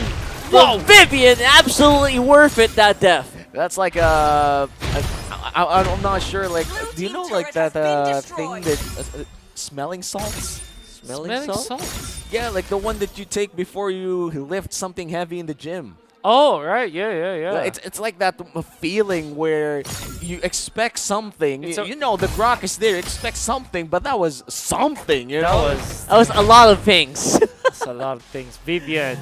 Oh, wait, honestly, did she even have to commit the flicker? She was so she was so close, yeah. She was just, like, add some more flair, make it more Indonesian. Yeah, you know how they like it. They like it spicy there. You don't want them to react. Okay, there it is. It's a tower take, actually. Prolonged tower take, while the rest of Vietnam are actually hugging the second tower. The first tower just fell without any resistance whatsoever. After watching that play that Vivian did up top, the normal wildcard seems to be super slow, right? That It's was like so the quick. because of how quick that one up top was. Then you see the animation from the wall charge looks very, very slow just because of the theory of relativity, right? Wow. You can see. Oh man, me with a heavy spin. It's it's like a that was like a top just going around in circles with the Guardian's barrier. Vivian, man, this guy's putting up an MVP performance. Boomy Echo almost kills Daisy there, but a slight miss, I would say, like a slight miss in the last slam on that Bravest Fighter. Could have been a kill for Indonesia, but honestly, Indonesia's already 7.5k ahead. Are they actually wanting to beat their own record? That seems to be the plan here. They actually can if They they are want to. sieging him on the bottom, and again, Tiuma can't even Burn activate the damage! Fatal Links with the burn damage coming in from the Lancelot. And the retribution while going for the puncture. Cool guys, There you don't look go at again. There Oh it my is. goodness. Picture perfect coordination Cool from the gals, Indonesian by the way. squad. Cool gals. Cool gals. Cool gals. Don't look at explosions. And now they are literally a minute away from beating their own record. Okay. No way they finish this in 9. No way. There's still a lot that they have to clear around here. Tiuma again trying to make an engagement. No! Fatal Links happen, but the Germs are the ones who get hit by the Fatal Links on the ground, while Shuma just gets punished here. Oh my word. Indonesia on a tear. Now no passive for the mid lane turret, which means that after this buff, maybe they can consider, but All right, Indonesia, they're slowing it down. they're gonna be slowing it down a bit. I feel like the past 4 minutes of this game has been very demoralizing for the Vietnamese squad. A lot of the plays that Indonesia has been doing to Vietnam are mainly microcentric plays. It's not really macro calls. Like, sure, the rotation was correct, and this could have been the result of it, but the way that they do it always has that little oomph of, I wouldn't say disrespect, but just a bit more spice than usual. I learned the hard way that in the realm of Mobile Legends, sometimes you want to win the lane matchup, right? For example, the Kali given a budget sa Lapu-Lapu, level 1, you do have the answer. But there were so many occasions in the realm of Mobile Legends tournaments that there's way too many easy ways to kind of patch the problems that you face in the laning stage. For example, you can just swap lanes. Second, you can even just put one additional hero, and all of a sudden, the matchup that you planned to win will not go in your favor anymore. And that's exactly what happened with Vietnam. Putting all of their eggs in this basket called the Kali, unfortunately, did not work. Yeah, again the punish, my the easy God. punish there. Coming in from Indonesia's Chinny. There's so much damage on the Farsa at this point. Yeah, now it's a 4v5 push here. A level 1 Lord in the mid lane. Sniper being loaded. Isn't gonna land, no it won't. Niku trying his best to defend. Oh, beautiful stun there coming in from Indonesia. They're actually not quite done yet. Going straight for the jugular, as we do see member by member, Vietnam will fall. And the win over to Indonesia. It's a 2-0. 10 minutes, 30 seconds. They didn't beat them their own record. Almost. They probably matched it, but right now I feel like it doesn't really matter for Indonesia. What matters for them is that they've already secured a silver medal for their country, and they will be competing tomorrow to try and secure a gold medal for the women's division of MLBB in the 32nd Sea Games. This is such a big achievement for Indonesia. Congratulations, and we're gonna have to wait the next best of 3 that's gonna be broadcasted tonight, like right after this one, to see who's gonna fight Indonesia for the grand finals. Exactly. The favorites of the tournament, everybody was rooting for Indonesia to win the entirety of the Southeast Asian Games MLBB Women's Division, just because of the fact that this squad has been so dominant. I think that their dominance has already been for the past 2 years, safe to say. Yes. There was even a streak of 30 plus straight wins for this team, and they're not stopping at all. And that was such a big achievement for for the women here in Indonesia. I think for Vietnam, the story's not over. They could still go for bronze and fight whoever loses in the Malaysia versus Philippines a match that comes after this. Oh my word. And the way that they won their games today, right? The only closest one was against the Team Philippines. But even then, it was them kind of being in command of the game. Oh, surely it went longer than what we saw. I mean, one game against the Philippines, like 2 games against Vietnam. That's how dominant they were. But even then, it was a dominant performance. They were definitely in control of the game against Philippines. This is the reason why everybody looks up to Indonesia. That semi-final match just showed us how good they are at Mobile Legends. And it's so easy to see why a lot of the people, a lot of the crowd are really rooting for Indonesia right there. And it's been the looming question of this whole tournament so far. Like, who's gonna stand up to these guys who can actually put up a fight? Yeah. And so far, I think it's starting to, fin out, right? There's only 2 people who are left remaining who can actually try to put up a fight with Indonesia. That's right. It's either going to be Malaysia or the Philippines. Malaysia looking to be the dark horse in the entire women's division with their spectacular performance in their past few games. And Philippines, being Philippines, we do know that Philippines and Indonesia are the regions to watch here for MLBB. And Philippines did lose to Indonesia in their first meetup in Group A, so hopefully they've learned something new from Indonesia, because if they win against Malaysia, they will be fighting Indonesia again. But the same could be said for the Malaysian squad. But before we talk about the future here, we could go back for the game number 2 victory of Indonesia first. There were a lot of great stuff, great plays, so Wolf, please take it away.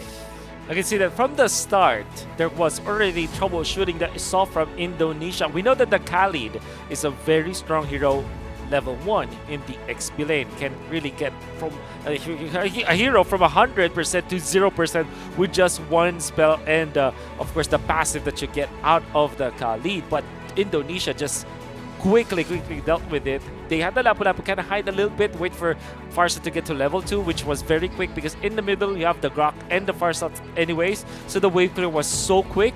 They transferred the Farsa with the wings by wings up top, then poked the Kali. The stun connecting onto the Kali meant that there will be no combos at all that can be put into the Lapu-Lapu.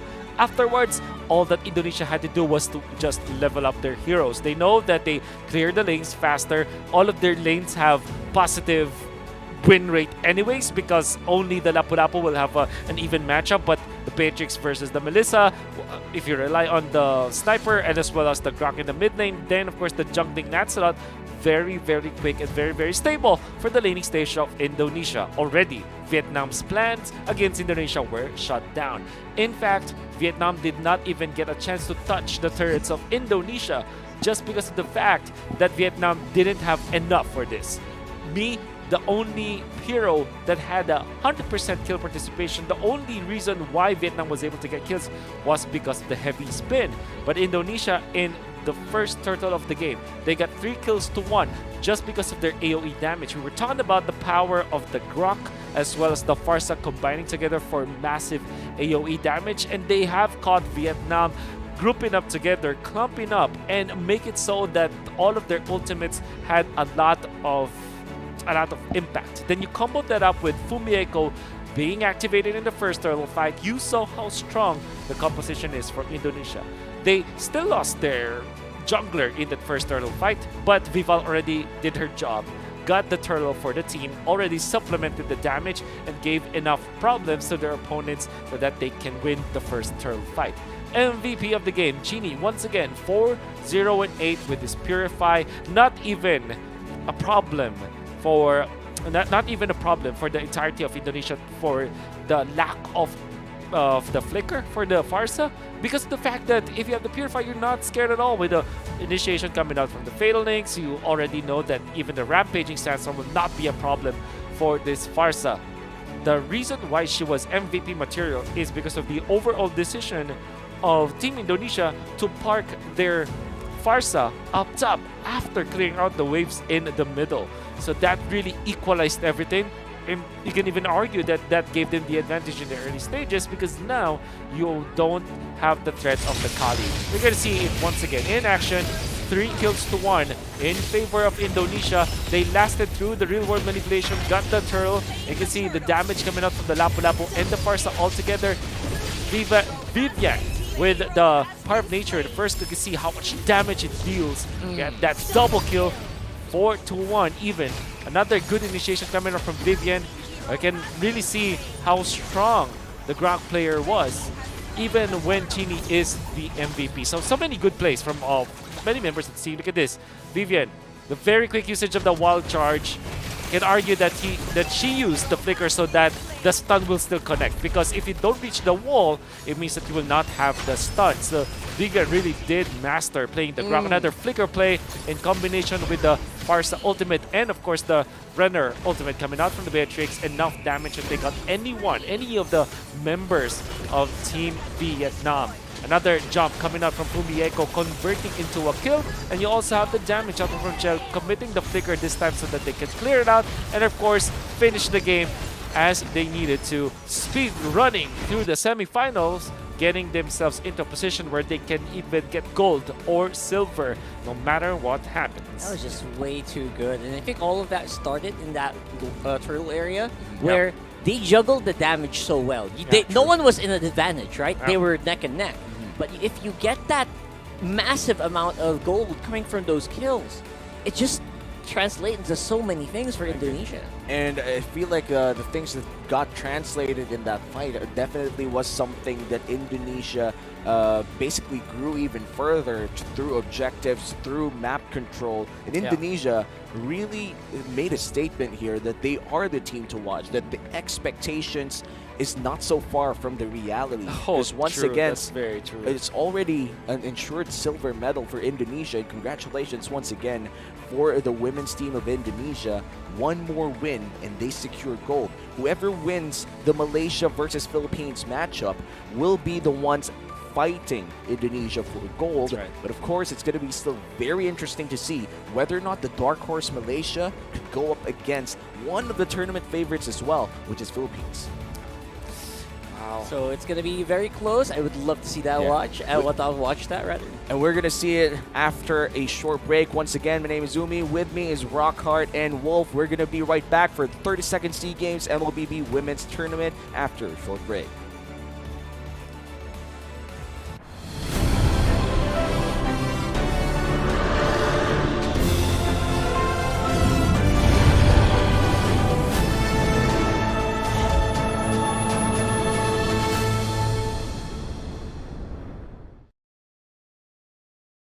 The year.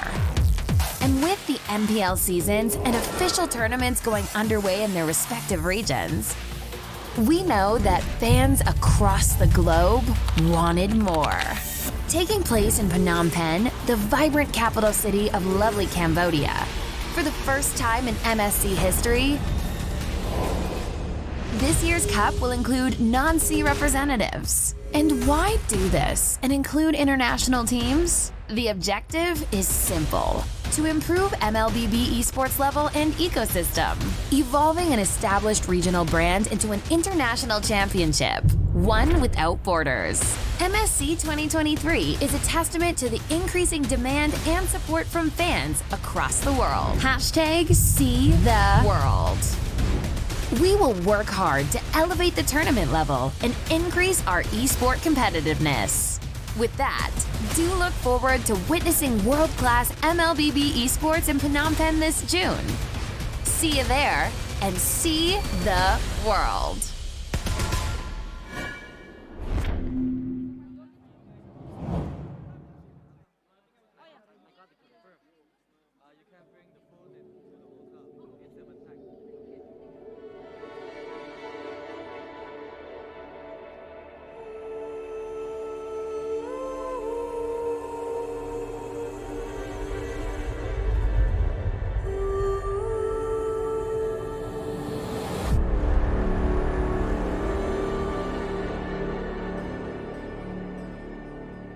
Every day, I have this reoccurring dream.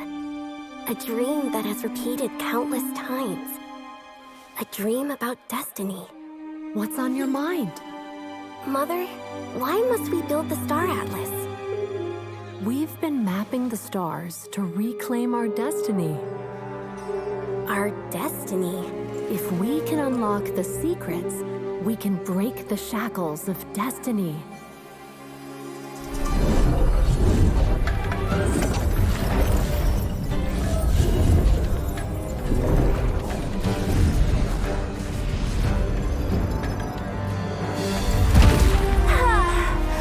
Finally!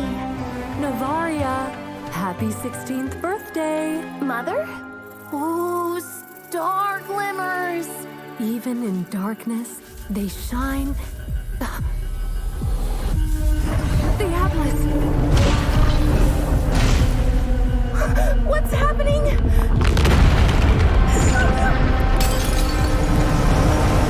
It's pulling everything into it! Navaria!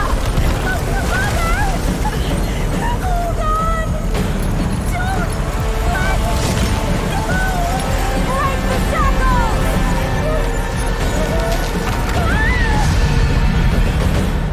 Mother!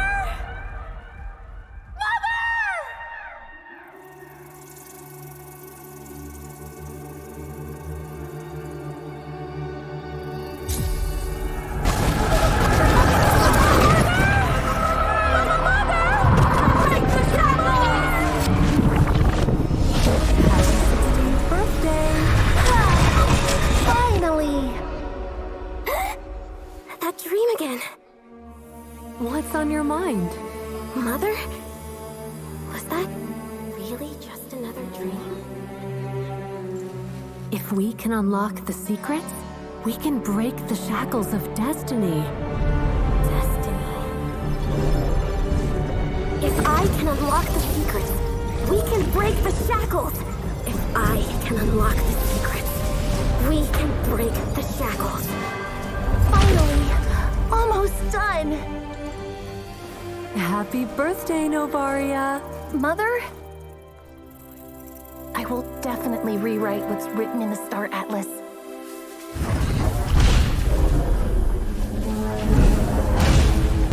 But why? No, I did everything right. If I can unlock the secrets, we can break the shackles. If I can unlock the secrets,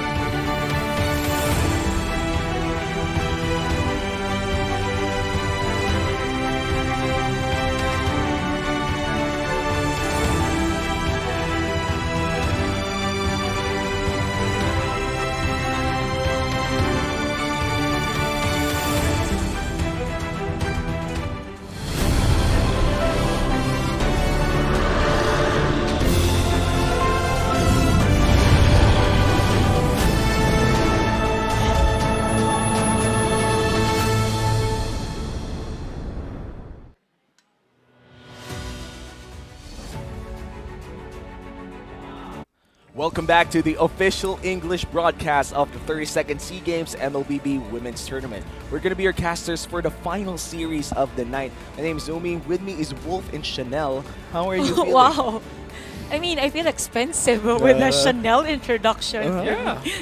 That's right, Chanel. I'm very excited to hear from you, of course, especially because it is going to be the last semifinal match, and it's super duper important for both Malaysia and the Philippines. Winner will secure silver, but the loser will never get the silver. All they will have to fight against Vietnam for the bronze. Yeah, it's either you get bronze or nothing if you lose this matchup. So this is perhaps the most important game for the Philippines and Malaysia right now. If they do end up losing, we're going to go to, the Philippines might just go to the land where it's either you get nothing or bronze. But again, ensured silver for whoever wins this best of 3. So every step and every decision that both of our teams will make on this game is gonna be very crucial for of course for Philippines and of course Malaysia. But yeah, we've seen majority of the games are actually this is the last year, so we've seen all of the games already, and this is the final one. So this is best of 3, right? And all I can say is for Team Philippines, as compared to their performance in the last MWI, in terms of improvement, there's a lot for them. Yeah, and hopefully they have improved, because the last time that Philippines was shown in the tournament, they did lose their game against Indonesia. Indonesia right now on a tear, definitely winning less than, I think, all of their games in under 15 minutes. That's right. Their longest game is against the Philippines, and that didn't even last 25. That's right. So now, Philippines, although a lot of fans are looking forward to seeing an Indonesia versus Philippines in the finals. We know for sure that after that performance from Malaysia, that this is gonna be very, very close. I've seen a great plays coming up from Malaysia, but more importantly, the way that they are, how to say this, target banning against their opponents. Imagine when they faced up first against Vietnam, they banned out immediately banning out the Minotaur. Then when they faced up against against Laos, they banned out the Claude earlier on. So there's a lot of research that you can expect from Malaysia. Yes, and for Malaysia as well, again, their qualifiers to be able to come up with this lineup is really intense. They had a different one because it is more of an individual tryout or auditioning for the team. So these players are really single-handedly picked by their coaches to represent the country. As for the Philippines, it is it is an audition wherein they competed as a team. Yeah. So for this one, for Malaysia, it's more of an all-star type of lineup, if we must say. It's like the old school concept of just taking the best of basically everyone and taking the cream of the crop. And I think a good analogy to this is that we also have the argument where Philippines has better synergy, mainly because they've played for a longer time. But also we've seen all-star type teams, especially from Indonesia, just win a lot of games just by sheer skill. Just the amount of skill that they have, because they're handpicked and they're placed there because they're superstars. That's right. And what we do know about Indonesia is that they have a lot of reps, a lot of if you can argue that the Philippines and Malaysia squad have good chemistry, multiply that by 2 or even 3.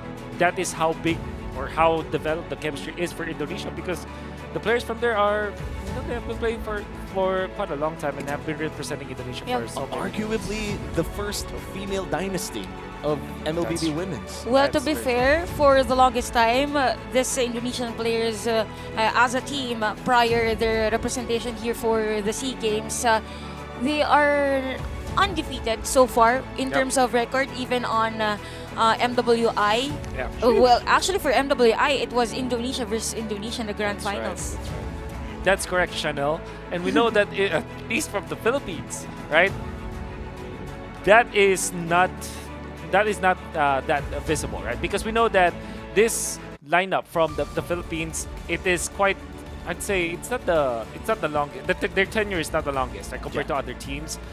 I think that this team was probably just a few months old. Like not a year old, right? Should not be a year old. For Philippines? For the Philippines.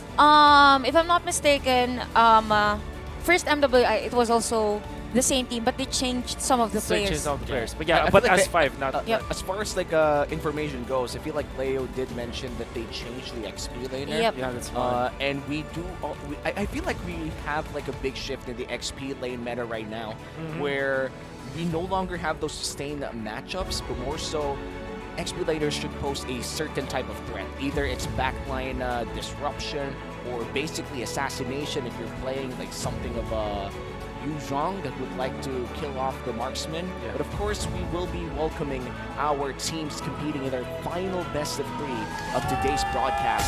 We're gonna welcome Malaysia first, and this is a team that nobody expected to go as dominant as they are right now. Malaysia definitely the dark horses entering this competition. Part of the reason why they were successful is because of their draft and the way that they prepared. That is Hani, Bunny, Fafao, and Natasha and Arya performing so well in their previous matches. Yeah, definitely with Natasha's Martis, I will never forget that play with the mastery in terms of the usage of Decimate. So definitely for Team Malaysia, the synergy is there. Again, these are the players that were literally picked during their qualifiers to come up with this type of lineup, and as well as the place that we're in, they are giving space for their jungler. Remember Papa's run against Laos earlier? All along we thought that Malaysia was at a disadvantage during that game, but they were able to really come up with the trades and then eventually won that game. And now we are welcoming Philippines as to their opponents here. Philippines has only one loss, and it's up against, and it was from Indonesia. Currently the top dogs waiting in the grand finals already. This is once again a best of 3 series, so that means this could go all the way if Malaysia just pulls up at least one game against the Philippines. We do know is that it is one of, if not the most important match for the two teams, especially because there is Indonesia waiting on the wings, right? And we know that this could be arguably the closer semifinal, right? Between the two semifinals that we have, I could expect this to go all the way, 3 games. Me too, and when we say 3 games, maybe a longer one as compared to the other games that we saw earlier. And by the way, we've mentioned change in terms of the experience, so it is Diagon to be new to the lineup of Team Philippines, and we saw a familiar face for the coach of Philippines, and well, again, we saw this coach before. I mean, looks like one of the part of on the Philippines. Yeah. Is he though? Is he? Is he? Boss A? Boss A? Okay, you know what? That's not. At this point, I don't want to mention names that I don't know yet, but this is going to be game number 1. We're about to head onto the draft, but before that, we're going to look at the team head-to-head. Wolf, we're looking at Malaysia and Philippines. You did, I think, mention that the kills, the overall kills, shouldn't be even mentioned.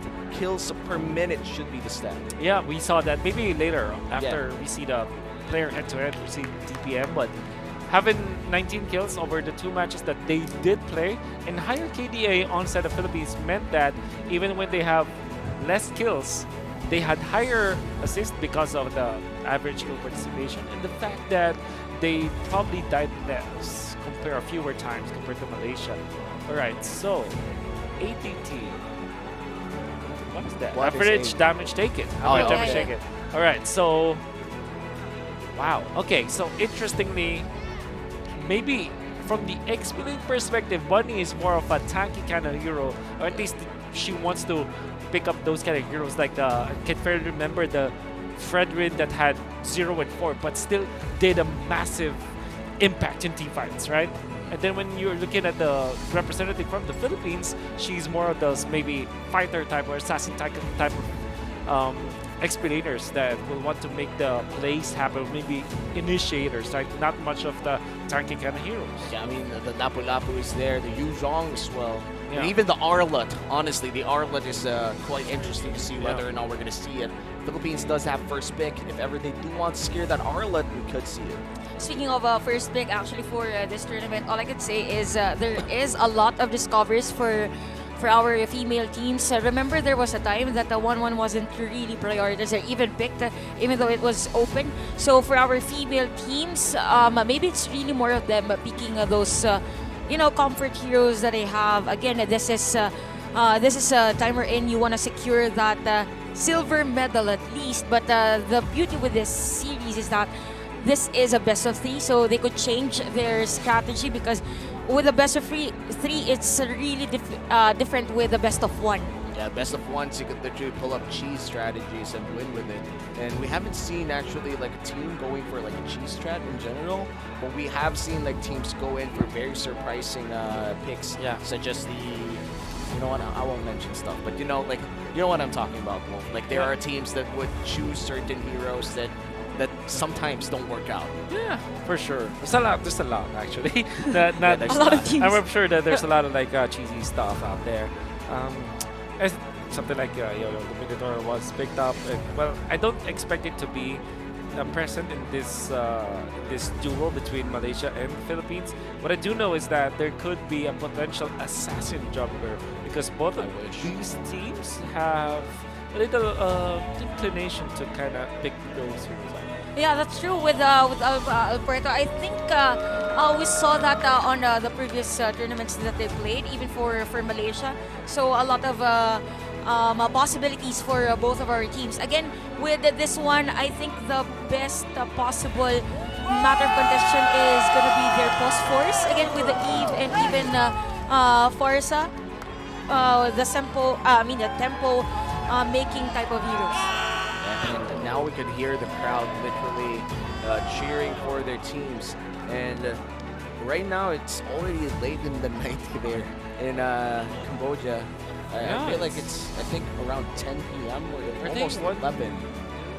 Oh no, they're 1 or 8. Yeah, it's still 8:30 p.m. Oh, 8:30. So dinner just finished.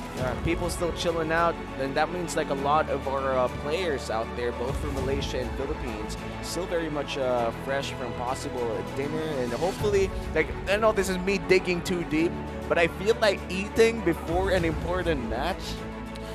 It's not ideal. It's not ideal. Like I don't that's think for so, me. yeah. Okay, but I think that based on from my experience, you would want to eat maybe 2 hours actually prior to that. but not right before. Not right before, but at least there, like I said, at least 2 hours before your actual match, because you don't want to be full when you're playing because you're slower, just because of you have digest again. And I think this is very true, by the way, because this is what I witnessed from actually being part of a pro team.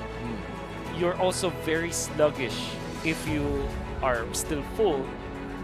You wanna Have be that peak performance. exactly. And even when it comes to comms, you're even slower when it comes to talking. Not only just playing and thinking, also when it comes to talking to your teammates, you're slower. Generally, if you're full. So again, 2 hours before should be. Because there should be an ample time in terms of digesting. Yeah. In love terms science. of I mean, everyone's familiar here with the Pokemon. It's as if you're a Snorlax, Oh, like, right? yeah, right. I mean, It's a nice reference. It's a nice reference. You know? It is. And right now we are looking at the players on the side of the Philippines. Again, this is the most important match. Like you either lose your chance to win gold or book your ticket to a bronze match against Vietnam. That's right. So for Philippines and Malaysia, this is a very important match. The entire nation of Philippines and Malaysia looking at their women's team right now. And as you said, Chanel. Chanel, My bad. Chanel. Malaysia has this all-star vibe, and for the side of the Philippines, is more so of a team that adapted the branding of the Cebol Philippines team. Let's enter the banning phase of this best of 3. Philippines will be taking out the Kaja on the blue side, and on the red side, it looks like Glue will be taken away by Malaysia. Okay. Eventually, Arlots and the Joys surely will be panned out. Knowing Philippines, they will not be letting through the Valentina. I'm thinking that this could be a precursor to that Farsa v Eve kind of dichotomy that we know and love. Probably for Philippines, since Banat Valentina, since Wolf also mentioned the Eve and Farsa, there's a possibility for Malaysia that if they don't get that either Eve or Farsa, whichever is open for the draft, Philippines might ban it on on the third possible ban or second banning phase rather. So I really like the trajectory of the banning here of Malaysia as well, with the focus on the glue ban. That's right. So after this glue, Arlet, alright, so typical X-Plane. And I think that the Joy eventually, and the 1-1 will be of consideration. If you're Team Philippines, do you consider banning out the Joy right now? Just because of the fact that it could be opened up. Imagine if the 1-1 Joy and the Eve is picked up. If you pick one of those heroes as the blue side, it means that Malaysia will get 2 out of the S tier heroes. All they have to do is to maybe, you know, the quote-unquote throw ban your third ban against Team Philippines. So I think if you want to make it so that you're safe, Philippines should be panning out either Joy or 1-1. Joy or 1-1, will they actually go for it? They're going to take away the Melissa instead. And now it's up to Malaysia to choose which one of those very powerful picks right now to take away from the Philippines. The Arlet is already out. But as you said, the Joy, if ever Philippines does take that Joy, it's going to be really hard to counter it without the Franco. And mind you, the Kaja is banned. And the 1-1 as well, right? So if you're Malaysia, I think I will not be surprised if the Franco was actually the ban here for Malaysia, right? Because what happens is Philippines will be choosing between Joy and 1-1. And then now you pick up whatever is left there and pick up something like a Farsa or Eve. Then all of a sudden you have a very, very strong hero. Okay. Instead they let go of the Joy with no trades. Yeah, no trades. They chose their poison here. Yep. It's Whoa! Now Philippines, it's now or never. Do they secure the Joy? 100%. They do. Definitely, it's gonna be a Joy pick here for Philippines. So for Malaysia, they really have to pick Franco. Franco and Eve, maybe. Possibly for Malaysia, because you really want to stop this Joy as early as possible. Again, we saw that on the previous MPL playoffs with this one. This is actually a crucial or critical decision for Malaysia.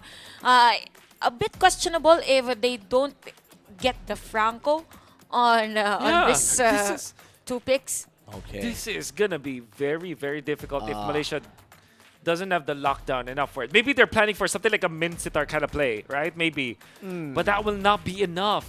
They should...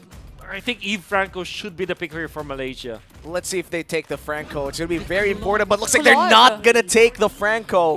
And now Philippines, they have the chance to take the only counter left for the Joy, or possibly even take the Minsitar if they're feeling a little bit ballsy. Honestly, Philippines got so many things for free here. Yeah. But I feel like Malaysia's very comfortable with their picks right now. Like, they wouldn't pick that without a reason. I think that along the way, Philippines are eyeing for something like an Atlas. Okay. So it's Lancelot and probably Eve. No reason not to pick up the Eve now. Because it's no lockdown whatsoever. Maybe they snatch the Franco. Right. Or the Grok. Actually, the Grok would be really good nice. for Philippines. But it's gonna be okay. Franco, okay, they makes perfect sense for Philippines. Again, this is the only counter against Joy, and once Joy is for the snowball, I mean it's really difficult to stop that. Yeah. Now for Malaysia, Should Atlas? There's the only saving grace now if you're Team Malaysia, because what you have is the counter to the Franco, and at the same time you kind of have a little bit of a lockdown. But instead they go Minsitar, which we did say. Yeah. Could be there. The Minsitar, one of the few, I would say not a direct counter for the Joy per se. Like, this is, the Minsitar right now is a powerful pick, mainly because it denies a lot of things. That's right. But it doesn't deny it actively. It denies things reactively. That's right. But only when you hook someone, again, extremely hard to land unless you're really good at it. Yeah. Then it becomes an active denial. But sure. when you put in King's Calling, you have a zone, a nullified zone, in which case, if they walk away from it, that's pretty much it. I have a theory that the Team Philippines can pick up, but I'm not sure if they have mastered it. One of the ways for you to deal with the Mincetar is to have sprint-based heroes. Oh. Something, and I just want to share real quick. Like I was up against a Mincetar. I tried Sprint Benedetta. What happened? Because I literally just pop sprint, walk away, and then go for the back line. And it worked. It worked. But the worst Exactly. part is it worked. Yeah. So I'm thinking actually Irithel for Philippines. Possible, Decent yeah. versus the Claude. No, actually not decent. Good versus the Claude in the laning stage, right? And then decent versus the Farsa because you're fast enough to be able to outplay the Farsa if ever, and you threaten for those heroes that are staying stationary, right? So I think along the way, Irithel might be a point of consideration for Team Philippines. Oh, so it's gonna be a Malaysian ban rather. It's gonna be a It Brody. is a Malaysian ban. It is. It is a Malaysian ban with a That's Brody. right. And we've been talking about the possible counters for Mincetar. There was a time as well wherein we saw that Kagura was used to counter the range of the Mincetar with the range you put in the yin yang overturn. So it could be one for Team Yep. Philippines, specifically for Amores. But yeah, for Malaysia right now, with this one, they need more sustainable type of jungle, I believe. Yeah. With the Joy and even Lancel for the picks of Philippines. Yeah, what's scary here is that Philippines can still pick up the Joy on the mid lane. Mid lane, yeah. And then just pick up something like a Yu Zhong, which will, or even a Lapu Lapu, which is totally a problem for two heroes. So it's a Kai. Ooh, nice. Even more so, would you pick up the Irithel here if you're Philippines? Let's see if they're going to go for the Irithel or maybe even the Harith, you know? Yeah. At this point, they already have like a bit of physical damage on this tank Yeah. slot, but hopefully not full tank slot. Like I feel like the trend right now for Lancelot is Carry. you sometimes take the War Axe as well or the Yeah. Endless Battle with the Guardian Helm, but you know, they're going to pick up the carry. In which case, I do feel like is a very brave pick against the Mincetar and the Yep. Claude That's right. and the Farsa. I'm thinking something like an assassin, like a Julian, if they want to. But of course, we did say that this could be a good pick anyways. It went to that point where it was picked up, and now you're looking at the potential XP, right? Or maybe an XP lane, or maybe a perhaps. hard tank. Hard tank. Atlas, perhaps? Yeah, possibly for since Akai could be used as the jungler. Oh yeah, a jungle. Mincetar can go XP or roam. Yeah, I've seen a lot of Mincetar roams Yeah. lately, and when they're rocking that conceal, it's extremely annoying how you could just go for the conceal, literally walk up to a person and ult, and all their flickers are gone by that point. Yeah. So we're just waiting for that last pick, and we see the discussion here with the It's court. Lapu Lapu. Okay. And It's a decent pick. You can really get through the carry. I'm thinking, are you considering going for the sprint for the carry? Because it's not how do you say, it's not impossible to use the carry with sprint. Because honestly, it's okay, because you can run down opponents, and of course you can get out of the zone. You can press sprint even under the King's Calling, so that's gonna be okay. I think Purify is also a good choice, mainly because it gives like a short burst of movement speed, like a very, very short burst of movement speed, and also cleanses you out of the possible stun from the Mincetar exactly. passive. But I do agree that the sprint is the better option if Yep. you could take it. Yeah. So are we saying that Flicker is almost an impossibility here? Ah, man, sometimes people play with comfort, so Yeah, I don't know. I guess. We'll That see. is for us to see with this game. Again, this is best of... Whoa! Please Okay, tell no, me I mean- about your prediction. You know, sometimes you just want Wanna to have explain fun. things to us? You want to just have fun right now with the Dark Horse Malaysia up against the Philippines. But now we are entering game number Oh. 1. This is So a it's best Flicker. of 3. It's a Flicker. Nobody's taking sprint. Okay. Interesting Okay. battle spells for Philippines. I mean, they are. I believe with this flicker, most probably I mean, when we say Franco, it's supposed to stay on the gold lane. So possible first blood Yeah. on the gold lane with the hook. So the gold laner of the other team should be aware that there might be a Franco on any other side of the bush. You know, that's always the pro player argument to things, and be it for the good, be it for the bad, what they always say is, I'll just not get hit by the ultimate. I'll just outplay it. And even when, time and time again, that has always been the argument of teams. It works maybe 20% of the time, but 80% of the time, it does not. So we'll see if this flicker will be enough to fend off the storm of Team Malaysia. And before we actually go into the game, once again, it's like a 2-minute walk before we actually go and back in the Land of Dawn. Let's talk about the Mincetar a bit. We have seen the Mincetar in the gold lane in professional. Countered by the flicker play, and of course, you can easily land the star if you practice it well enough. You can combo your hook so that it will be almost instantaneous, and then not even that, even activating just the second skill is enough because you're attack speed based. Get triple attack speed items very, very quick with your second skill as the Mincetar, and you eliminate a hero. So yeah, to answer your question, it's a automatic -1, but we saw that Benecutie do that. Yeah, we've seen Benecutie do it as well. And honestly, right now, we are looking at a Mincetar roam, right? Yep. Yeah. Like, a Mincetar roam is very different from for a gold compared to a gold lane Mincetar, which means we might even see I think a tankier build for sure. Yeah, for sure. With the Mincetar roam, actually, what's really nice is that for the Spear of Glory, there's a possibility to have 2-3 heroes to be hooked by the Mincetar. So imagine it's as if you have a Franco but has 3 hooks. Yeah, for sure. Yo, 3 We call hooks, that a barbecue Franco. play. The barbecue play.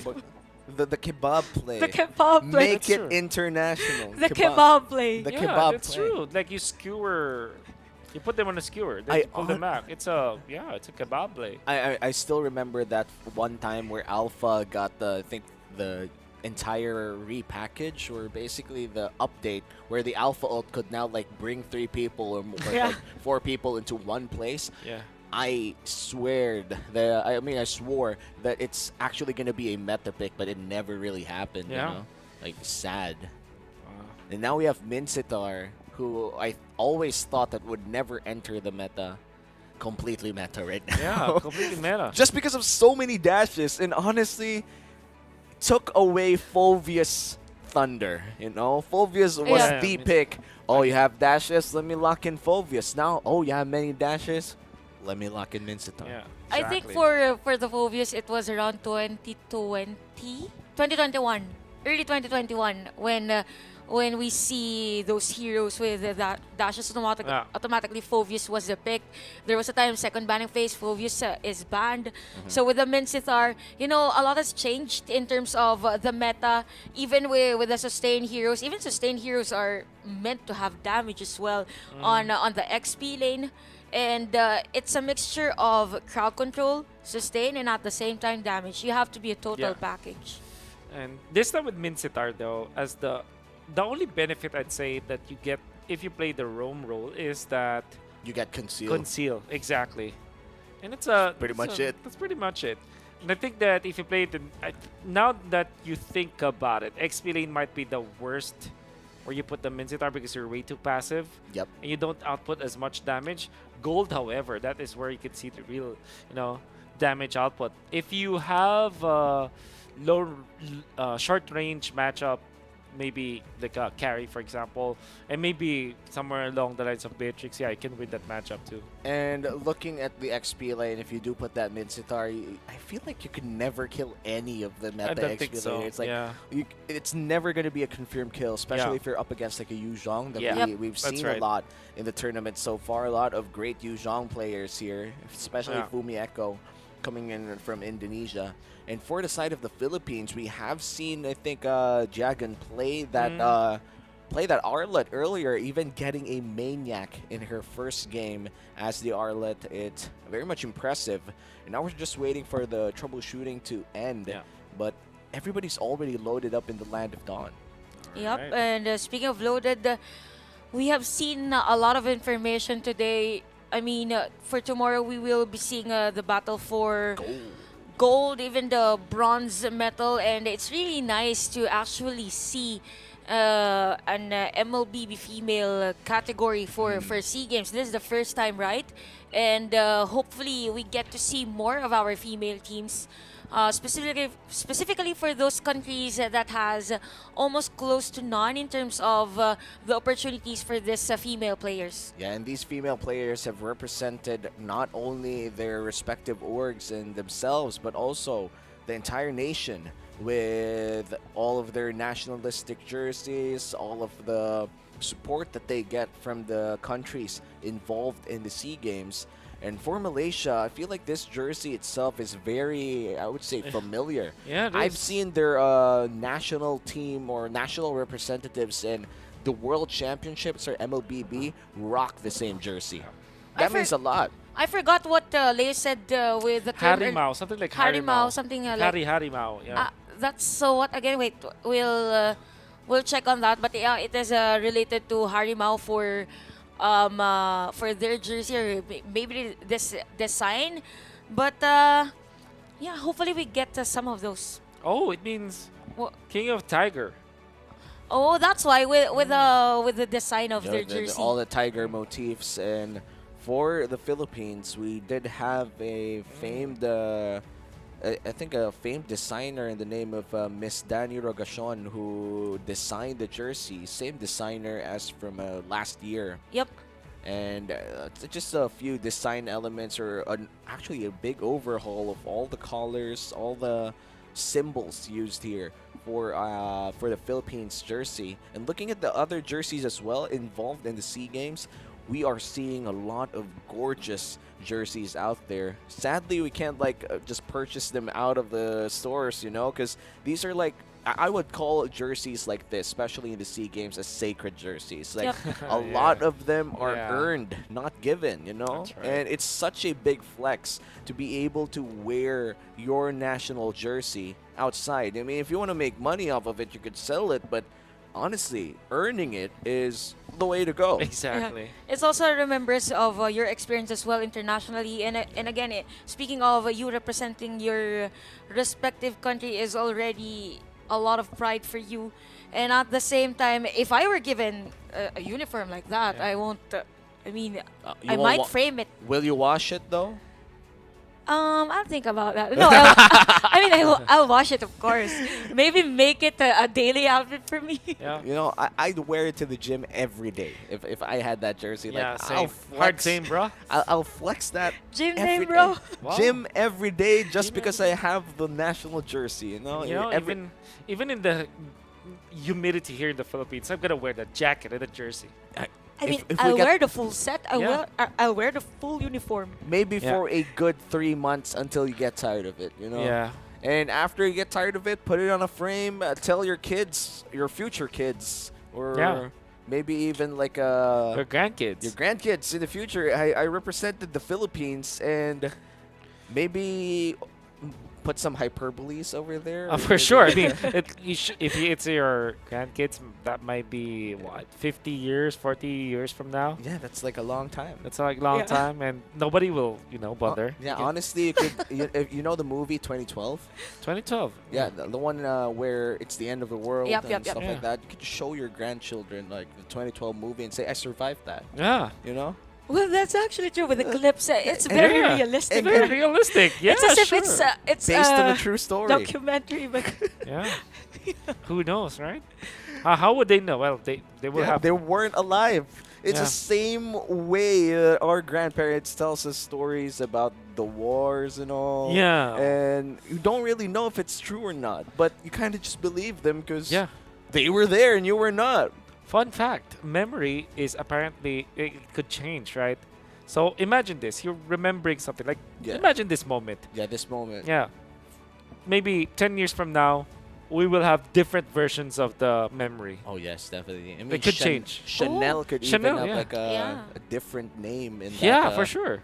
Chanel might remember this as I might not even be the co-caster in this But point in time. Yeah, but you know, because guys, with us three on this desk, this is a core memory for me. A core memory. You know, Chanel, it's such a big Yeah. honor for Yeah. us to join. Thank you so much, I mean, Chanel. you know, it's Yeah. not every day that someone will call me Chanel. yeah, I mean, it's your it's the caster name. you know, it's the true pronunciation of your name. I'm honestly surprised that in the years you've spent in the Filipino broadcast, you've never dared to mention that it's a silent T. Yeah. Yeah. Yeah, I mean, sometimes facts are just twisted.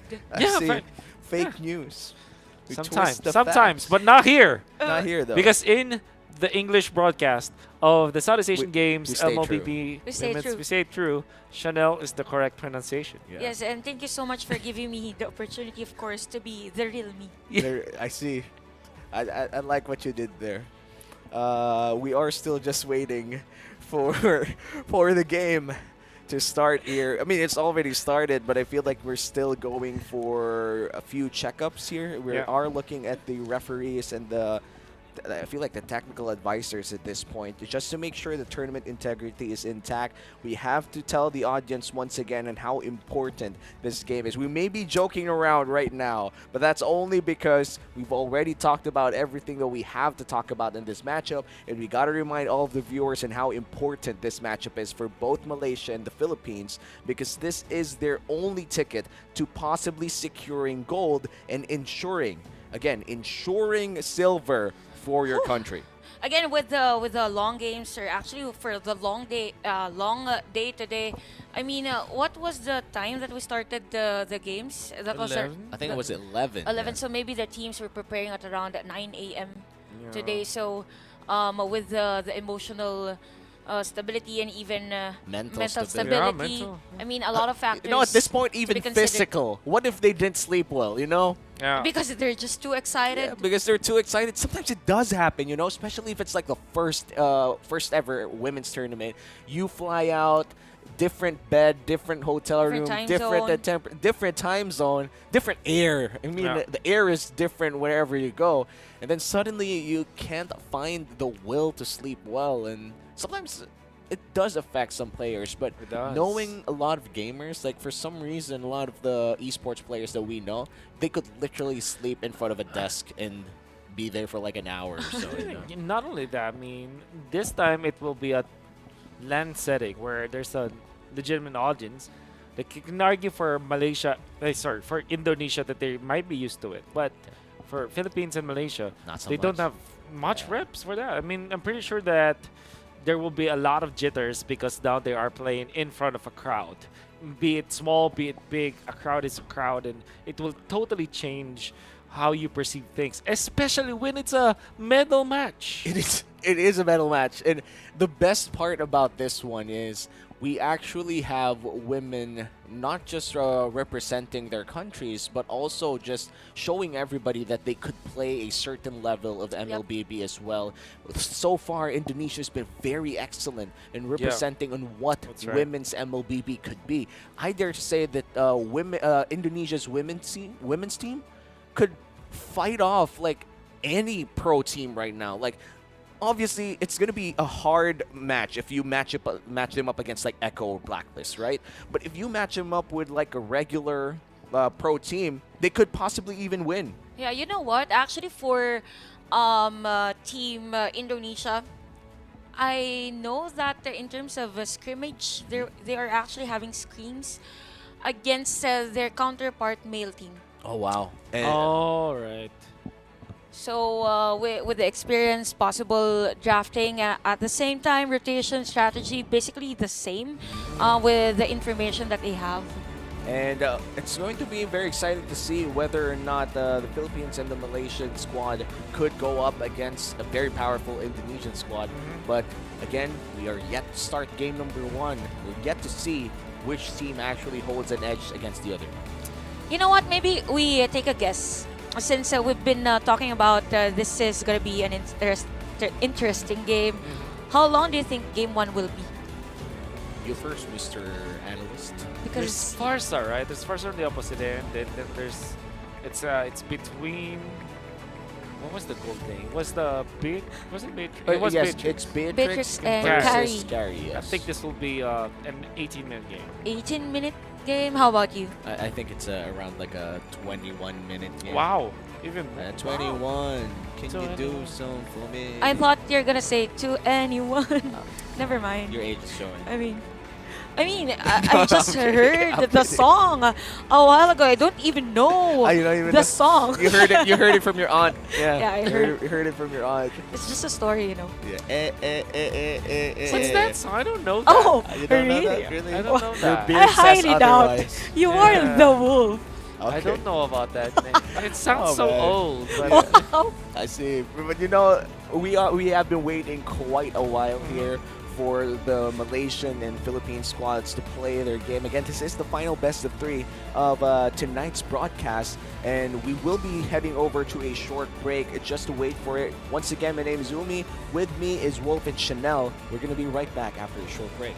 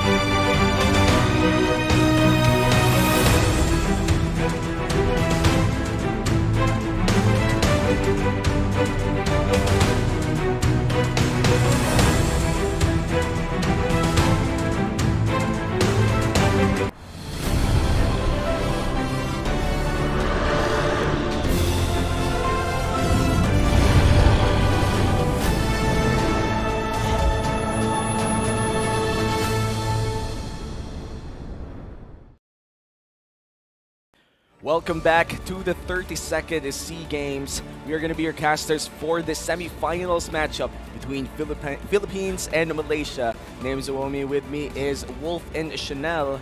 How are you guys feeling? It has been a long pause, but finally, we're going to resume the match. I mean, everyone's excited for this match, right? We could actually hear already the screams and even the cheers of our crowd at the venue. But yep, we are all here for the treat.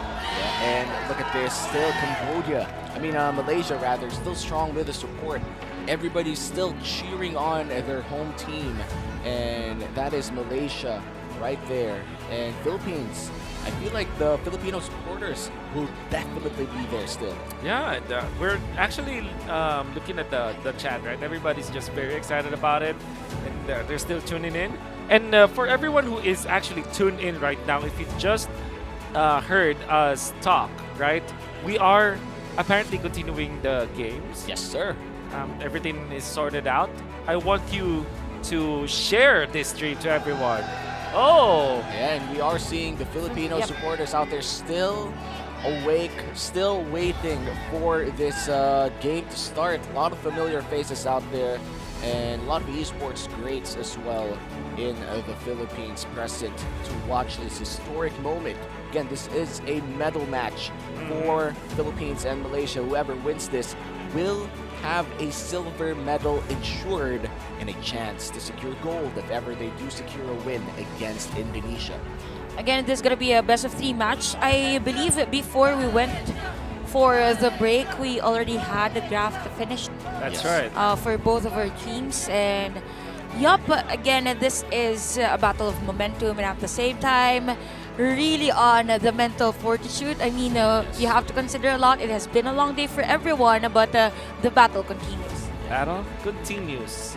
Actually, I cannot completely remember what happened in the draft, but we could assume like there's I'm pretty just sure remember it's like a carry Beatrix. Yeah. Exactly. And yeah, that's pretty much my memory of it. It's been an hour. Same. I don't have a lot of short-term memory. If there's like a shortcut for refresh here, just to remember the draft.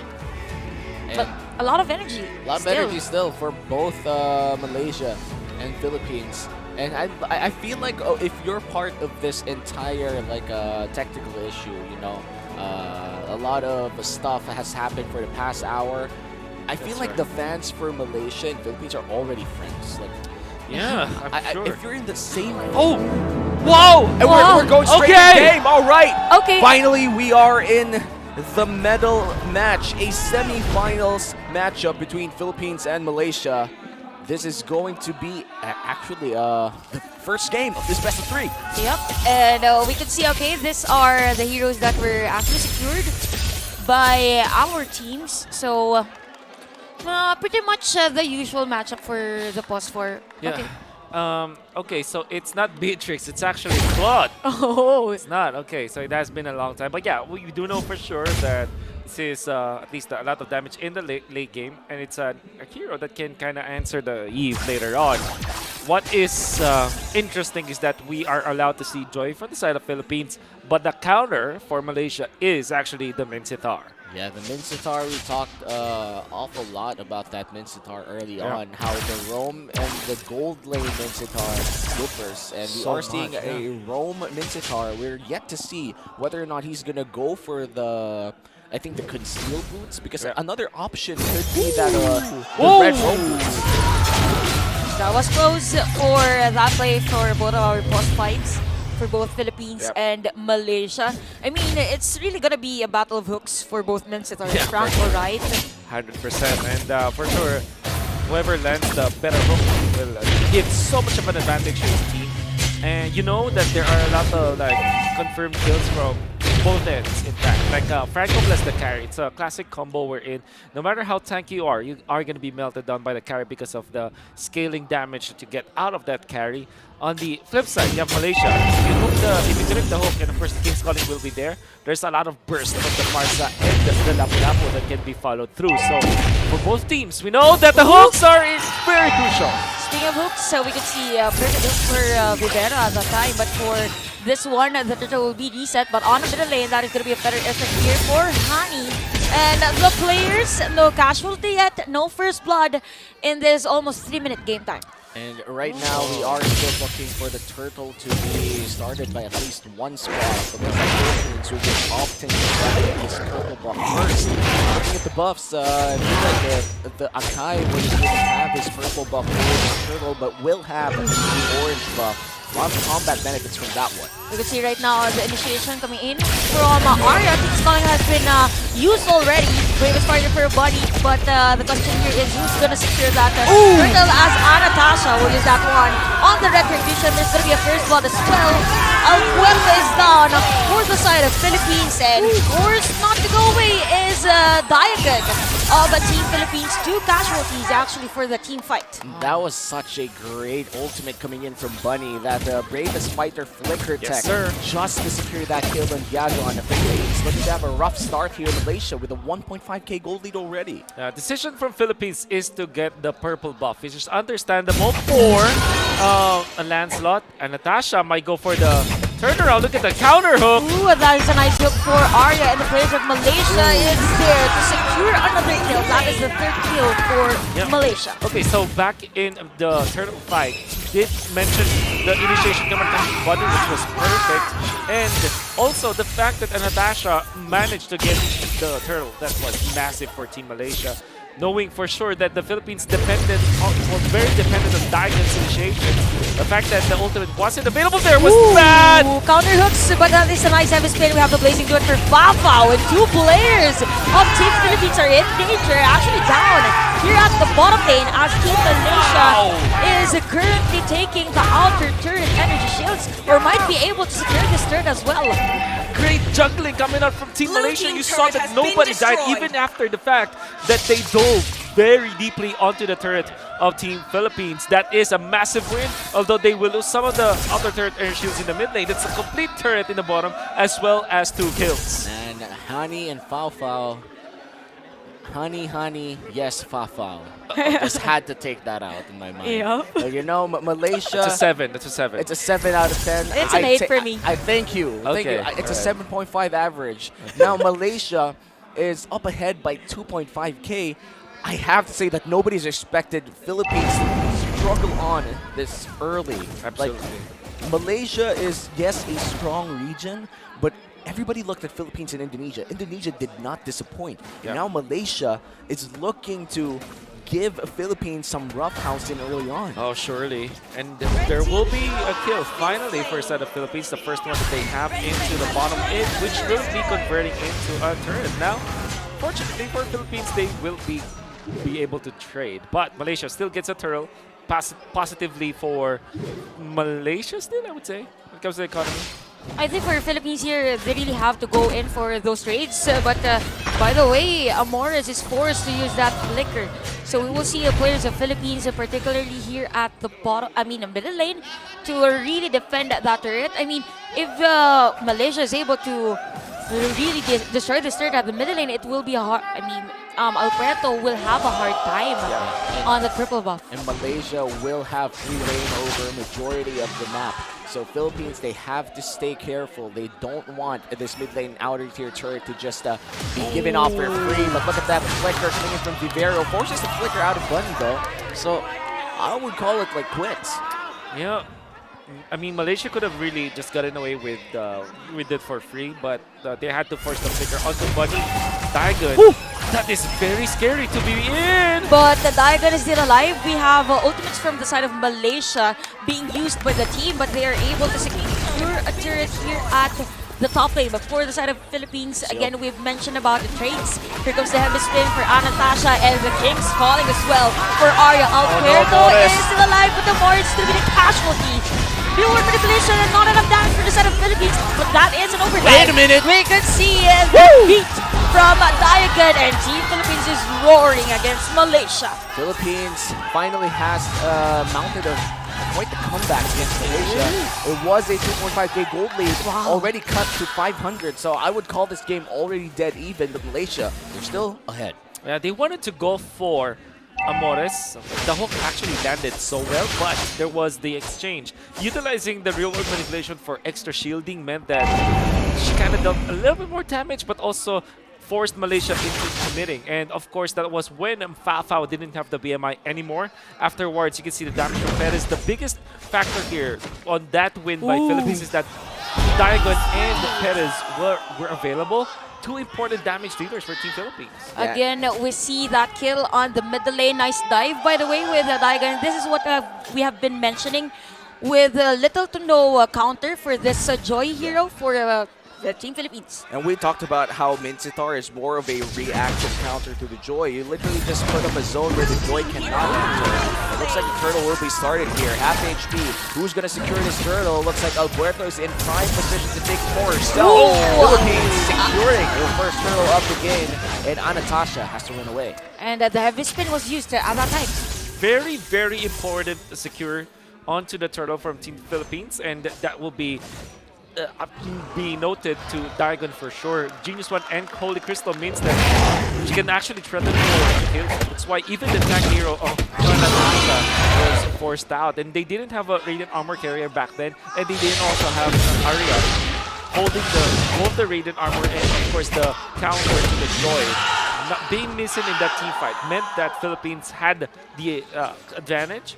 And now the lead is basically jumping from Malaysia to Philippines. And this is, I think, the first time in this game where we actually found actual equilibrium between two teams here. And looking at Philippines, looks like the Joy pick for Diagon is something that we have to take notice of. Yep, Diagon is at 3 kills out of 5 for Philippines, and it's as if whenever they see they're going for Malaysia, they are a bit rattled. Yeah, on how, surely you can feel it. Yeah. On how they will counter this Joy, but definitely for Philippines, it's a nice regroup for them against Malaysia. Perez still 1-1 and 2, but look at this. 3 people conceal, not really committed there, and Aria gets found out by the Void Crystal. Amor is still playing this very carefully, having flashbacks of what happened in the early game. Malaysia, what are they going to do? This is going to be a deadly play for Malaysia as they will use the conceal. Saigonis Eye is there as well. Heavy spin has been used by Anastasia, and the call for Malaysia, or rather Philippines, is to go for the two-word manipulation. Here comes the slow. Alfredo on front, the race down, and Malaysia will take the casualty against Philippines.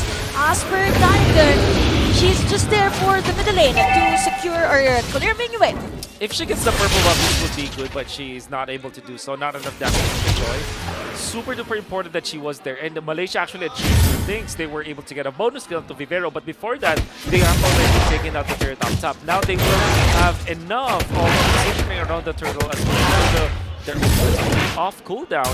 So Team Philippines really lost a lot. Even when it looked like a minor kill onto a position 5, the fact that they have lost a lot, that meant that World for Malaysia now getting back the position of power to their side. And I have to say that Fafao here, the Claude, is looking to have a great game so far. 4-1 and 2 on the gold laner of Malaysia. That's definitely a lot of gold. And Perez has to catch up a bit. 1-1 and 2 on this carry means I would assume it's around like a 400 to 800 gold lead on the side of Fafao, considering that he also is running that Avarice. Yeah, probably, but we see here at the middle lane, Diagon again is going to be countered this time around by the side of Malaysia, as it is going to be a shutdown.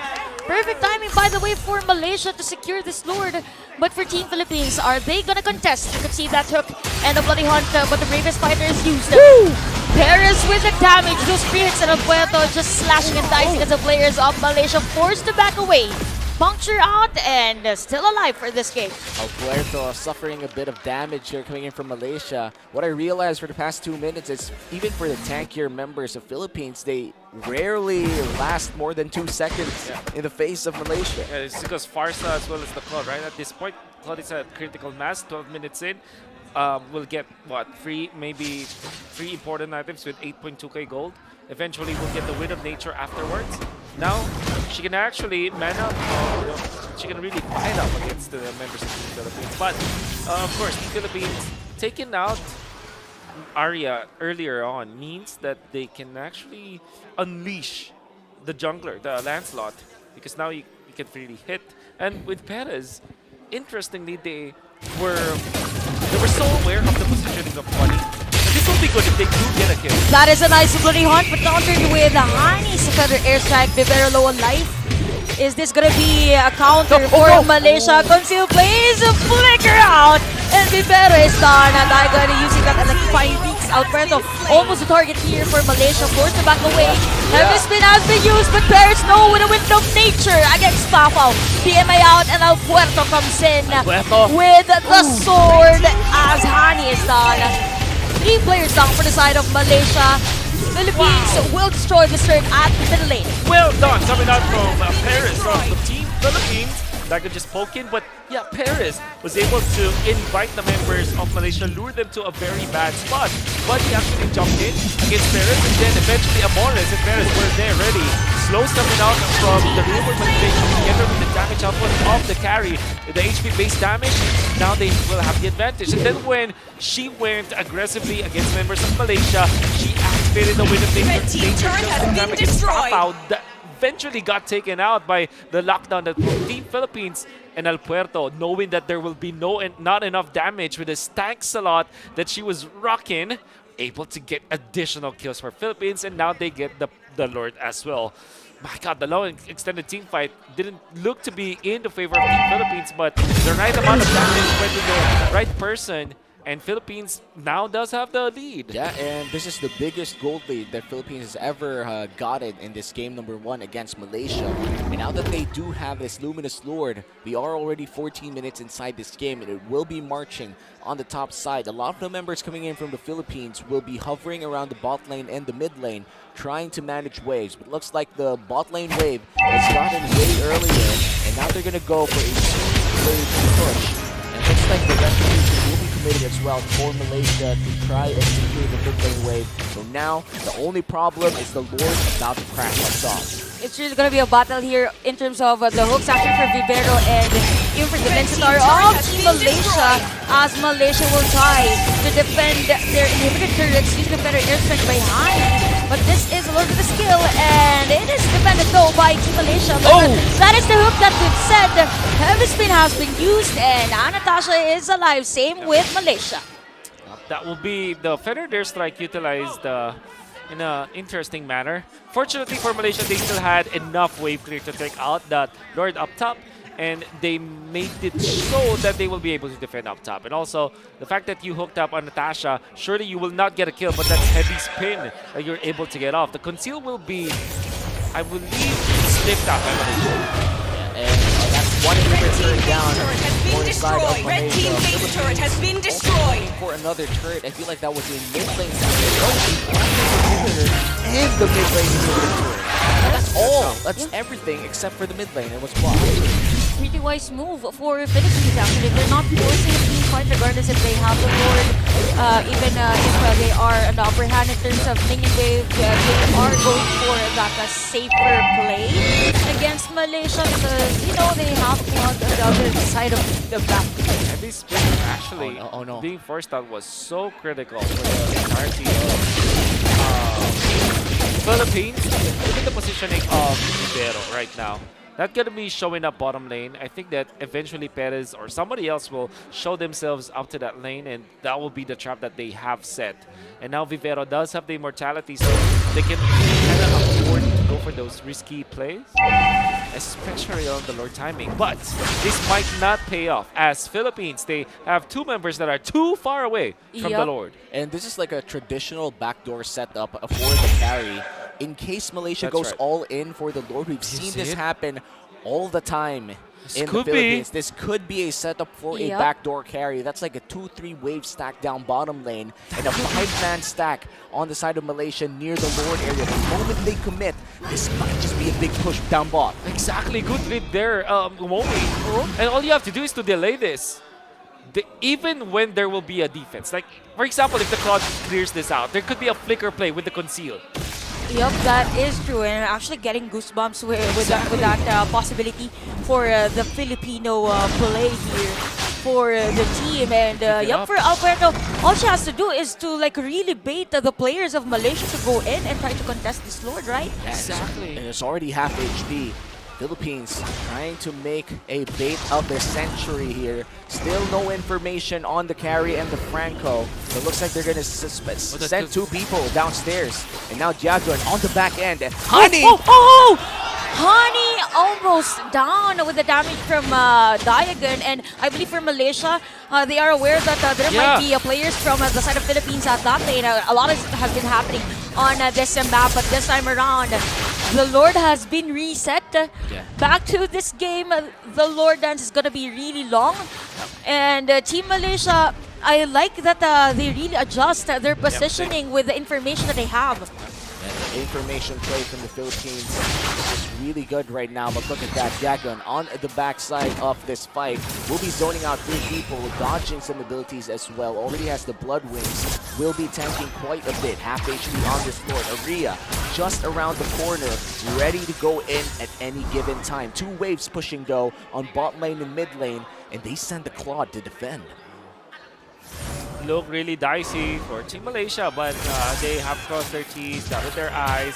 Look at Diagon just making it difficult for Natasha to position herself. Here comes the bloody hunt from Vivero. Heavy spin has been used by Natasha. Perez almost down, but still alive for that team fight. As the rest of the players of Philippines, they know that the majority of the skills of Malaysia has been used already. Electrifying beats and eyes on the prize.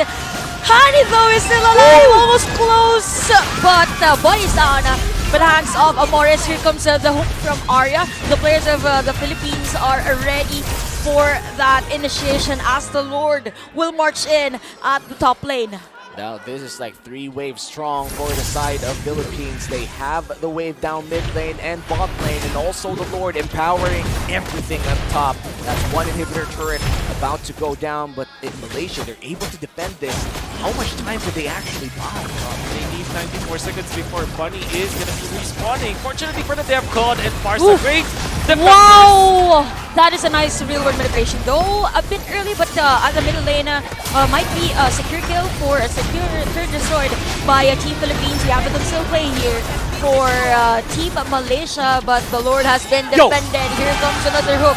Arya is going to be the target. Heavy spin by Anastasia, and she's down in the hands of Mega Kill. And Team Philippines will secure another turret as they go in for the base lock. Philippines, game number 1. Definitely a tough game for Team Philippines, but they do secure the first win of this best of 3 series. And now they are 1 step away from securing a silver medal for their country. But this game's not over yet. The series not over yet. Malaysia just strike back and force game 3. You can see that Malaysia already had the lead for their team. The coach from Team Philippines not get done with this, making sure that everybody is, just staying grounded versus Team Malaysia. Game number 1 should not have been theirs anyways because it was a comeback, but because of their diligence, because of the fact that they were able to punish the overheating Team Malaysia in the mid lane, that is how they got control of the game. And then what they did was, of course, rally behind Diagon's zone out. You can see how they were able to utilize the Joy to make it so that Anastasia will not find the opening for that Lord Dance. And the way that they poked, and you see that the burst that they had onto the Lord, they managed to take the Lord and then win the team fight afterwards to eventually take the victory.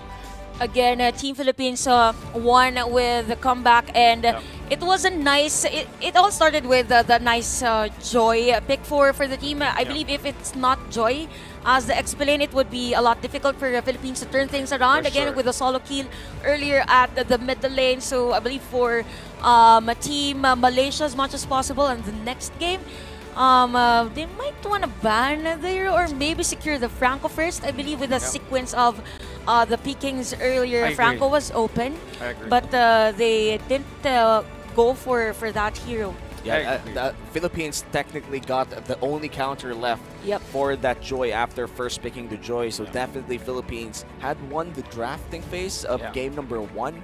But in terms of execution, I gotta say that Malaysia went damn close against Philippines here. And they almost beat Philippines early on, and that was such a, I think, a big lead of around 3 to 4K even. Right. And we're gonna dissect the game even further.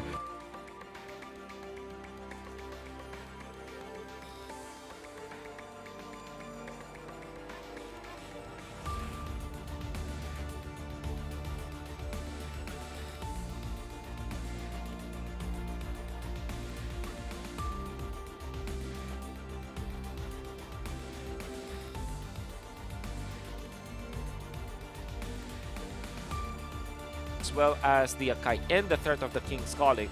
3 big ultimates to have in a team fight around the turtle. Even when you try, there's so much tools that Malaysia can play around with. And afterwards, they got 2 kills. From then on, you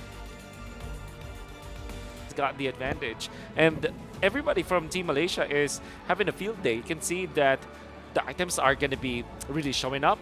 Farsa is dealing enough damage, and there's a lot of growth on the side of the Claude, which means that everybody from Team Malaysia, when it comes to their win condition, they are already checking it out. But Team Philippines have found some openings. There was a time where the only hero that can actually contest the Joy, which was the Mincetar, holding on to the only Radiant armor around the mid-game after the laning stage. Malaysia's only way to stop the Joy wasn't present in the team fight. That's why the 3rd turtle of the game went in favor of Team Philippines. They also got a kill onto the other side of the map. They got the turret as well. And that is when Team Philippines are starting to feel some of the lead going into their favor. They're trying to equalize. The big deal breaker was the mid lane team fight though. That is when we saw that after the BMI, there was really nothing that the Fao can actually take out. And even when they managed to take out Amores, she already brought enough time so the Team Philippines behind Diagon and Perez will have enough damage afterwards. And that is when they have found the openings onto Bunny against Hani as well. And Arya, without the ultimate, there was really no reason to get that Mincetar. Without the ultimate, Mincetar is almost essentially non-factor for Team Philippines. Whereas if you're looking at Philippines, no bloody hunt meant that surely you will not have the lockdown, but you still have the threat of the slows and the hook coming out from Vivero. And of course, she also dealt the damage, and being the frontliner for the team allowed for Team Philippines to have that confirmed kill. And we're already talking about confirmed kills, right? Diagon, when she is able to zone out the members of Team Malaysia and poke them and force them to utilize those ultimates, that is when we can see that the rest and the entirety of the squad of Team Philippines can now wreak havoc. Perez, I really remember what they did in the mid-game, wherein they invited and lured over the members of Team Malaysia to their own box, and eventually you can see Amores able to get the real-world manipulation up onto Bunny, and Perez eventually punishing Bunny. Here's the thing, right? Lapu-Lapu should be the one to take out both the carry and the Eve, but of course, she can only choose one. Bunny wasn't able to land the kill onto Perez nor onto Amores, and that allowed them to punish afterwards. When Perez went in for the play to be aggressive to get a kill, she popped the Wind of Nature just in the right moment so that she'll be able to punish the enemy's Claude. And this is when you can see that the Claude, without any kind of way to multiply the team fight. For example, if it is a flicker or if it is a sprint, there could be more offense that you can get out of the Claude. Relying on the Purify meant that after the Purify has happened and after your BMI, you don't have a mobility tool so that you're no longer a threat. Surely you can save yourself, right? Because there's a lot of like a lot of stuns coming out from the opposing end, but eventually it didn't go in their favor. First turtle fight, very important for Team Philippines, but then again, Malaysia found the opening. They were able to get 2 kills out of this and the turtle as well. Diagon will be able to get out, but the rest of the squad will not be. So this is the big turnaround. 6 minutes in, Amores survived with the extra shielding that she got. And of course, Fafa without any flicker or split. The only has got the Purify cannot walk away from the turret because they already dove too deep. Now they will get eventually more kills and a turret as well. But in the middle, once again, Arya missing the shots. Diagon already threatening for the backlines with a Vengeance, now taken out. But come the Lord fight, you can see the big difference. The hook connecting and forcing out. Look at this. The Bunny initiation did not go in the favor of Team Malaysia. That's why Perez will have enough damage. And of course, El Puerto able to survive this one. Watch out for the hook afterwards, because now Hani will be able to survive, but Bunny will not be, because some of the damage output from Perez is still intact. They still locked onto it. And look at the hook connecting to Arya once again. And even after the wind of nature, the lightning the winter torch, I mean, it wasn't enough. Perez finding an opening, just jumping in right through, has got the ultimate, and the maximum attack speed, gets into the base building and takes it down. Yeah, and now Philippines ahead by a game. One more win will secure them a silver medal and a possibility for a gold medal for the 32nd Sea Games. And I love how the Philippines, even if we did have, the Philippines did have like a hook itself, I have to say that the Minsitar was also good in I agree. in a lot of the engages that they did. Yeah. And I have to go back at the point that we made earlier. It's still a very close game. That could have been Malaysia's game to take. So if I were to call shots on this entire series, I feel like this is going to three games. Yeah, me too. Actually, with the performance of Malaysia, it just so happened that when we say that you have those hooks, there's a possibility for an intense swing of, or maybe momentum shift actually. With those hooks from Vivera and at the same time hooks from Malaysia. If the hooks of the Minsitar was way more effective against the Philippines, it could have been Malaysia to win that game number 1. But yeah, for Team Philippines, maybe for this game, they might want to secure a hero that is really on a high level of mastery for a Diagon. But because when Diagon is activated for the team, I mean, she could do a lot. Yeah. And now we are already heading on towards our second game. This could be a possible sweep for the Philippines, but also we could enter the timeline where Malaysia just scores a game and we head on to game number 3. Again, this is the semifinals matchup. Whoever wins this will have a chance for gold and a secured silver medal. And whoever loses this, we haven't been mentioning this at all. Like, whoever loses this, the story's not over yet. You could still win a bronze medal for your country if ever you do lose this series, but you're going to go up against Vietnam, and one of you would have to go on with nothing. By the way, Vietnam is the top 2 seed for Group B, right? They went against Indonesia earlier. And for this one, Group A, it is Philippines. For those who weren't really able to watch the entirety of today's broadcast, or yesterday's broadcast.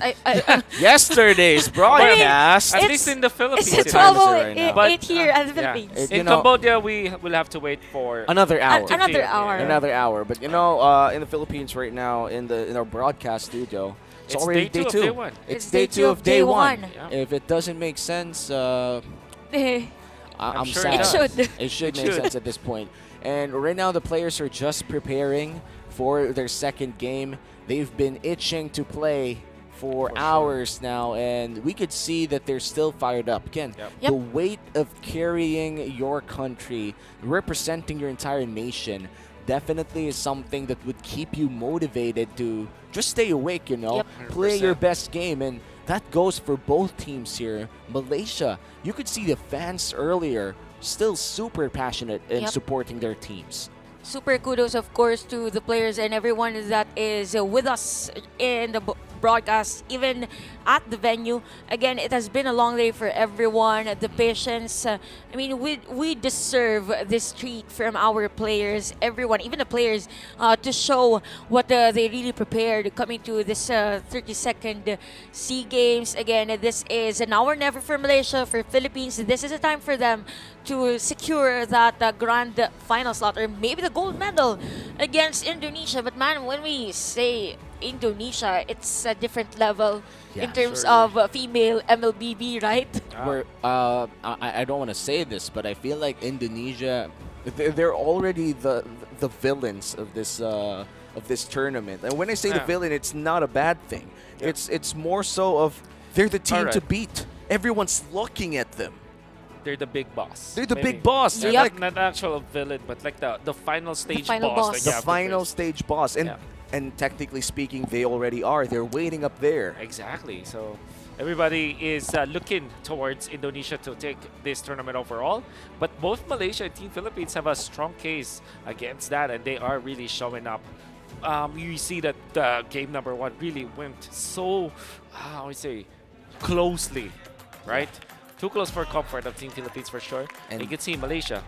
And now we're starting the second game draft. The Joy banned out by the Philippines themselves, and Malaysia will be taking out the Arlet. Let's remind the viewers, if you haven't watched the group stages earlier, there was a performance coming in from Diagon in their first game in the group stage where Arlet was open, even got a Maniac out of that game. So this is most likely going to be a target ban on the side of Malaysia. Yep, and by the way, there's a switch in terms of the sides. Earlier, it was the Philippines out of blue side as to why they were able to secure that Joy. And one reason as to why they also banned the Joy. So interesting enough for Malaysia, we mentioned that earlier, that they are the ones to really negate this Arlet pick. But high percentage on banning Valentina with this category that we have. And still 1-1 won't be available for this game. Oh man, you know the red side curse, you kind of have to ban Joy in 1-1, and it still persists, especially in this level of play. Speaking about Valentina for both teams, it was one of the priority bans, and now it will be again for Team Malaysia, which means that you still have the dichotomy between Farsa and Eve. I'll not be surprised if that will be the choices again for the teams. And what does it entail? Like, what will be your first pick? Kaja is still open until this point. Philippines might want to just ban that out because it is a very strong hero. Even when the Franco is available, you still don't want to give up that Kaja because it's a guaranteed snag. Instead, they banned Glue. So Kaja and Franco is open here for this game. So high possibility though for Malaysia that they will go for the pause. For remember, there was a time where they went in for the Eve. Exactly. Instead of the other heroes that is really prioritized on other tournaments. But if it's a comfort pick for Malaysia, why not?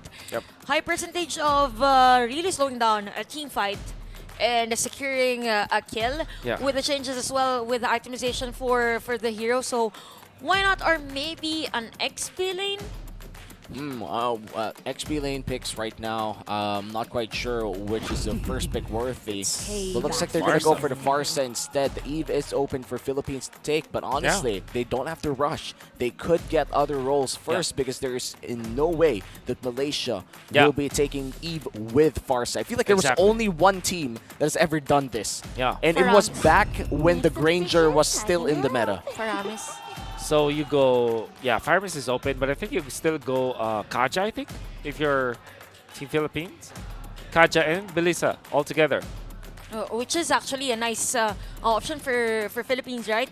Although I really like the confidence here, by the way, of Team Philippines, because usually when you see a Farsa, you don't want to pick a Melissa.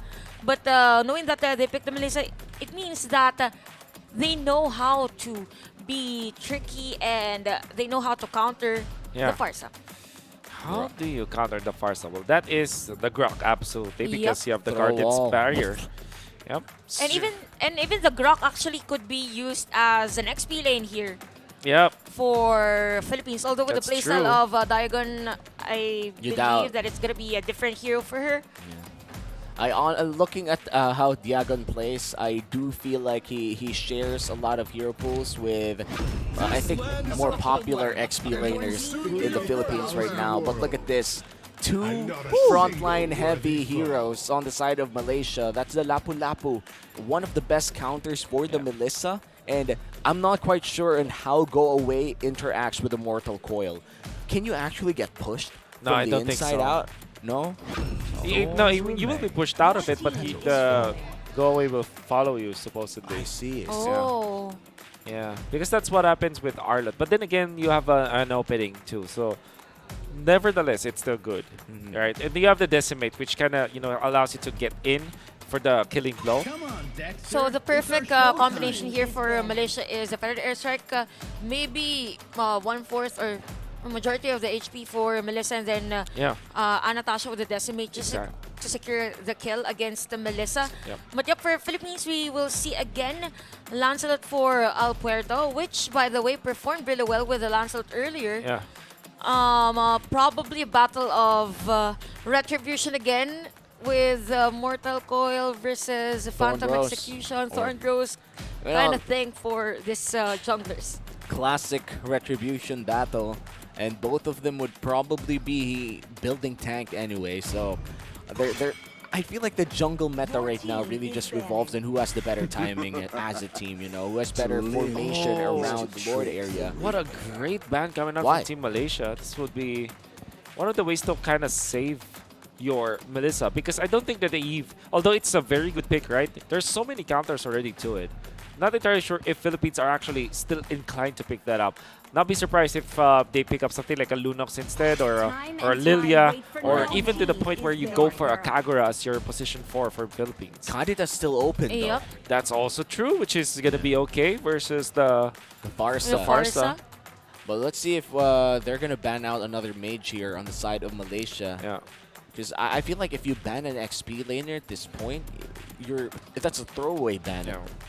Like, mage bans are the way to go. I Yep. agree. Why do I feel for Philippines that Valir could be an option for them? Wow. I have not seen a Valir for the longest time. But I know not the longest. Yowie Yowie. from Ye- Echo has ye- been playing a lot of Valir. But it's a nice option, right, for Philippines. It's an option. Although timing is one. Oh, They ban out Eve. They limit the heroes for Team Philippines. But yeah, like you said, Kadira is still open. I would not be surprised if something like a... Actually, they pick up Sicilian, right? Or was it a different team? That is insane. but yeah, insane. there, Amoris is a Sicilian user way back MWI, Yeah, first season of MWI. Ah, You know, so- who knows? Who knows? knows? I have not seen a Sicilian Why for the not? longest time. And honestly, you could just pop the Sanguine Yeah. Claws to just cancel out And- the Feathered Airstrike. I think Yu Zhong is a good pick here for Team Philippines. You're lucky na. So When it the said body Benedetta. suffers, Okay. Wow. So it's an even better pick because now you've threatened for the Farsa, and also eventually if you find a Brody perhaps, so because there's not really much when it comes to the marksman choices, I think Moskov should be the best pick for Team Malaysia of what other heroes are left. Brody could be good, but and what would be best is if they pick up the Moskov, but that hero is not gonna have a good time if the Benedetta is present. Let's see what the marksman choice would be for the side of Malaysia. And they already have like a lot of physical damage, so they could opt to get a magic source on the side of the gold lane. Nathan? Like a Something Nathan, a What? Harith. Or a Or- Harith. yeah. Yeah, perfectly cool. So they're going to go for the Harith just because they have a lot of physical damage already. Ooh. And the classic Kufra Farsa setup. Yep. This is very much a healthy lineup coming in from Malaysia. I definitely agree with you. So, by the way, Gaja's still open. It's gonna be Xavier. Xavier here.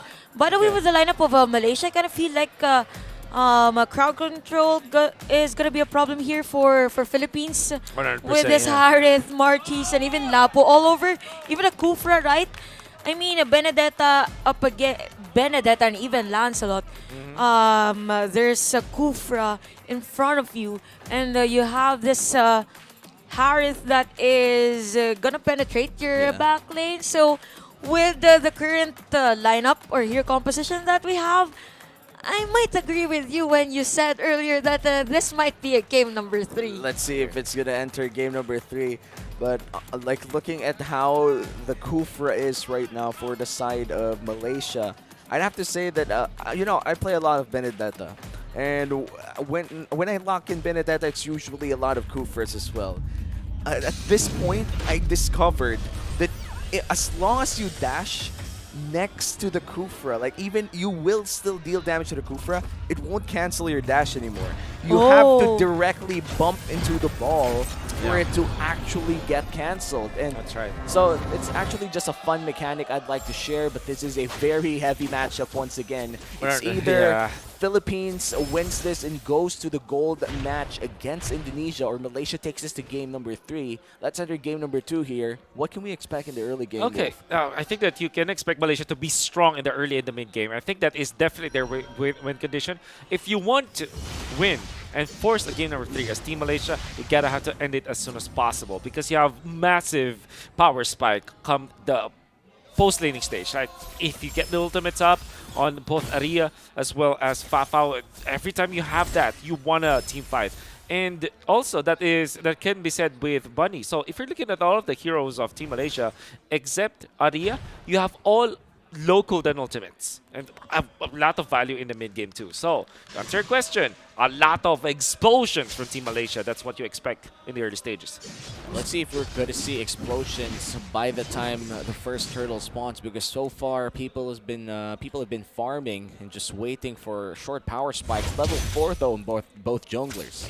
And we can see right now for Malaysia, Honey is already low on life, but Aura is there for the backup bouncing ball. This is what we've been talking, right? Yeah. Talk about decimate and securing a kill. Natasha of Malaysia with a first blood. Yeah, and the value that you get out of that is free XP. You get that to your Martis, and then if you delay just the farm just a little bit, just a little bit, will have the advantage, but there's no reason to delay that, says Malaysia. They know that they have the strength in the early stages. No matter what happens, early game belongs to Team Malaysia.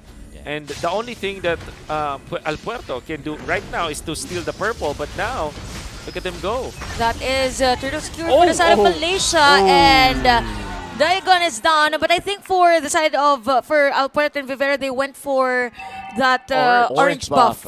And the benefit here is that you can now really exude or exert pressure as a Natasha onto the opposing orange buff, because you will have retribution in 7 seconds anyways. And let's see who will be securing this orange buff.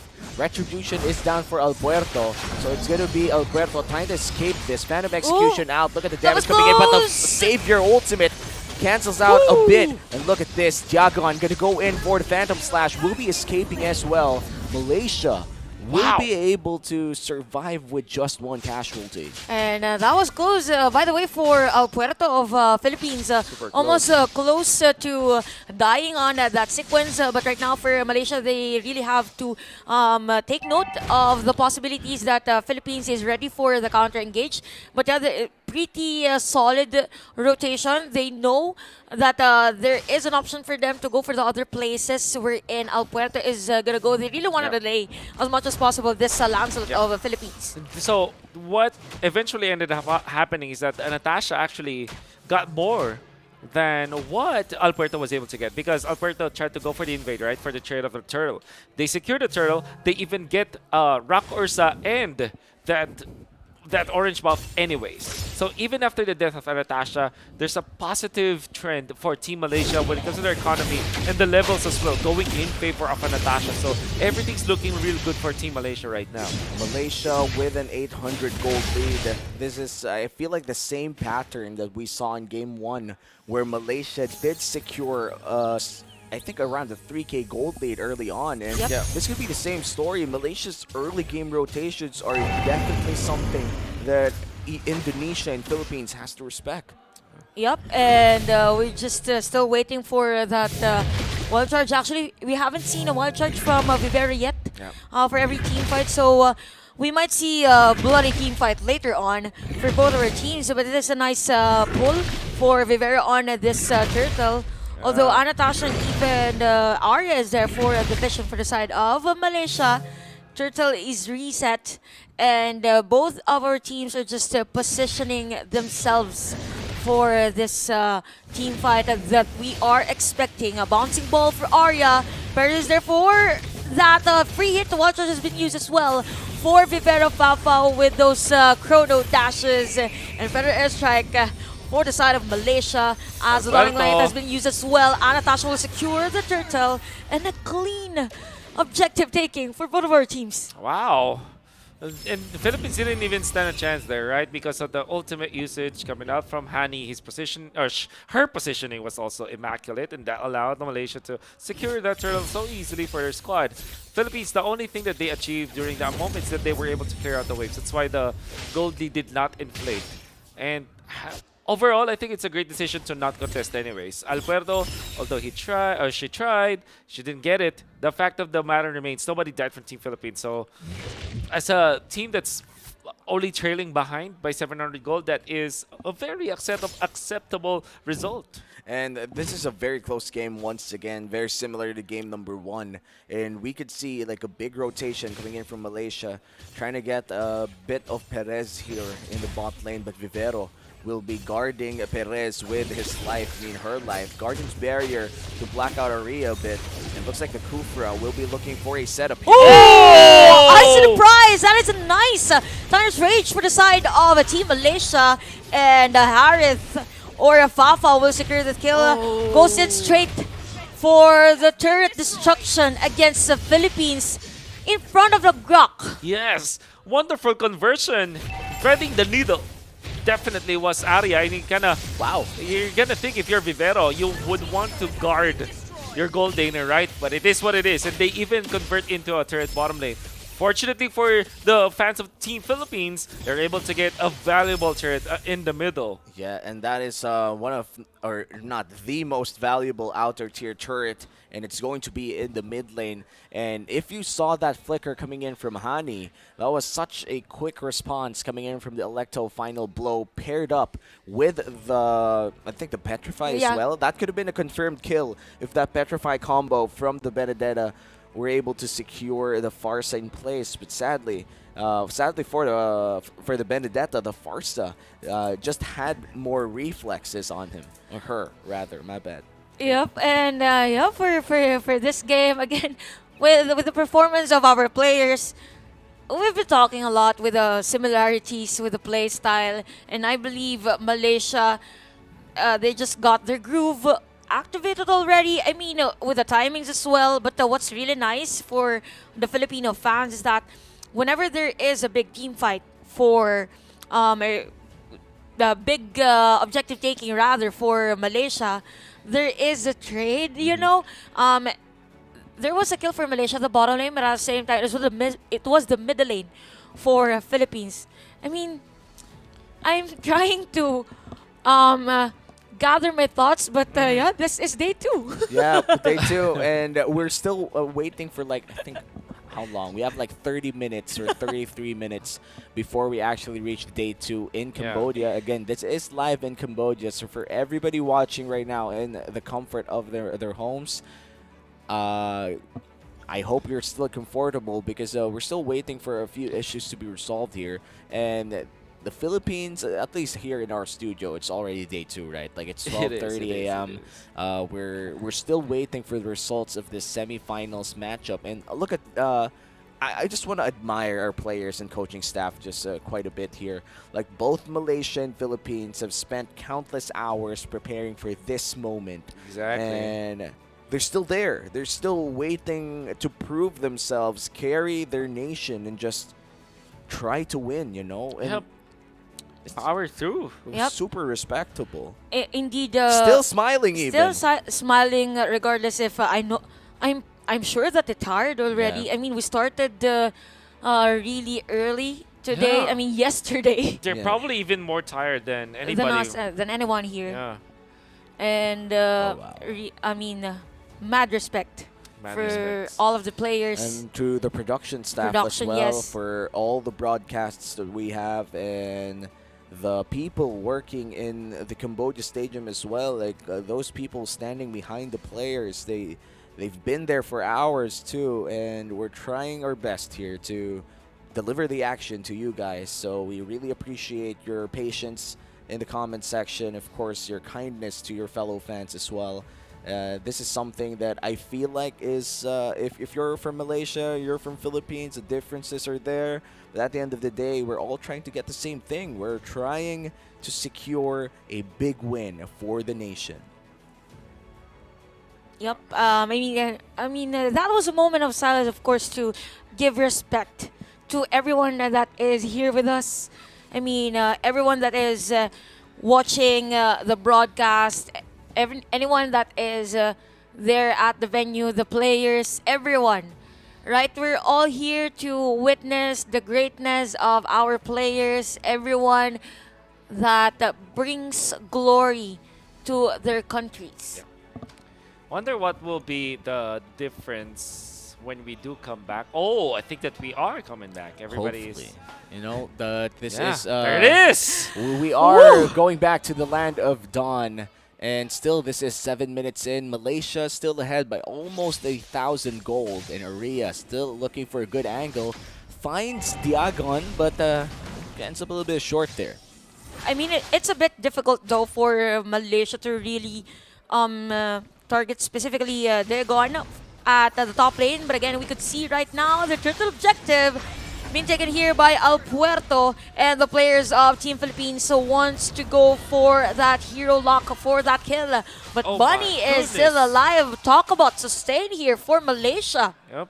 How'd you do that? Like, the Lapu-Lapu against 4 people, I'm not even sure if he already has that Bloodlust Axe, but on the top end of the map, Malaysia secures another kill. One thing that Dagon achieved is to clear out the minion wave. Unfortunately, another wave is coming up. So that means that there will be a push up top in favor of Team Malaysia. And the response from Team Philippines, they would want to clear out bottom lane. But Bunny is going to be there. Good pokes, however, from Team Paris. That is where the damage should be coming from because now the DHS is available. So before Bunny managed to survive against the brunt of the damage of Team Philippines, now she cannot stay in front as longer as she would want because of the DHS. What is that? Healing? Is that a Bloodlust Axe already secure? Yeah, okay, you know what? Probably, because it's impossible to have that out of Festival Blood alone. It looks like El Puerto will find Aria, but will just vanish right in front of her. And we can see right now for our teams, a bit slowing down in terms of the aggression against each other. But for Team Philippines, I believe that this is their strength. Although Dagon is going to be the target. That is against 3 players of Malaysia. And no enough damage for Malaysia during that moment.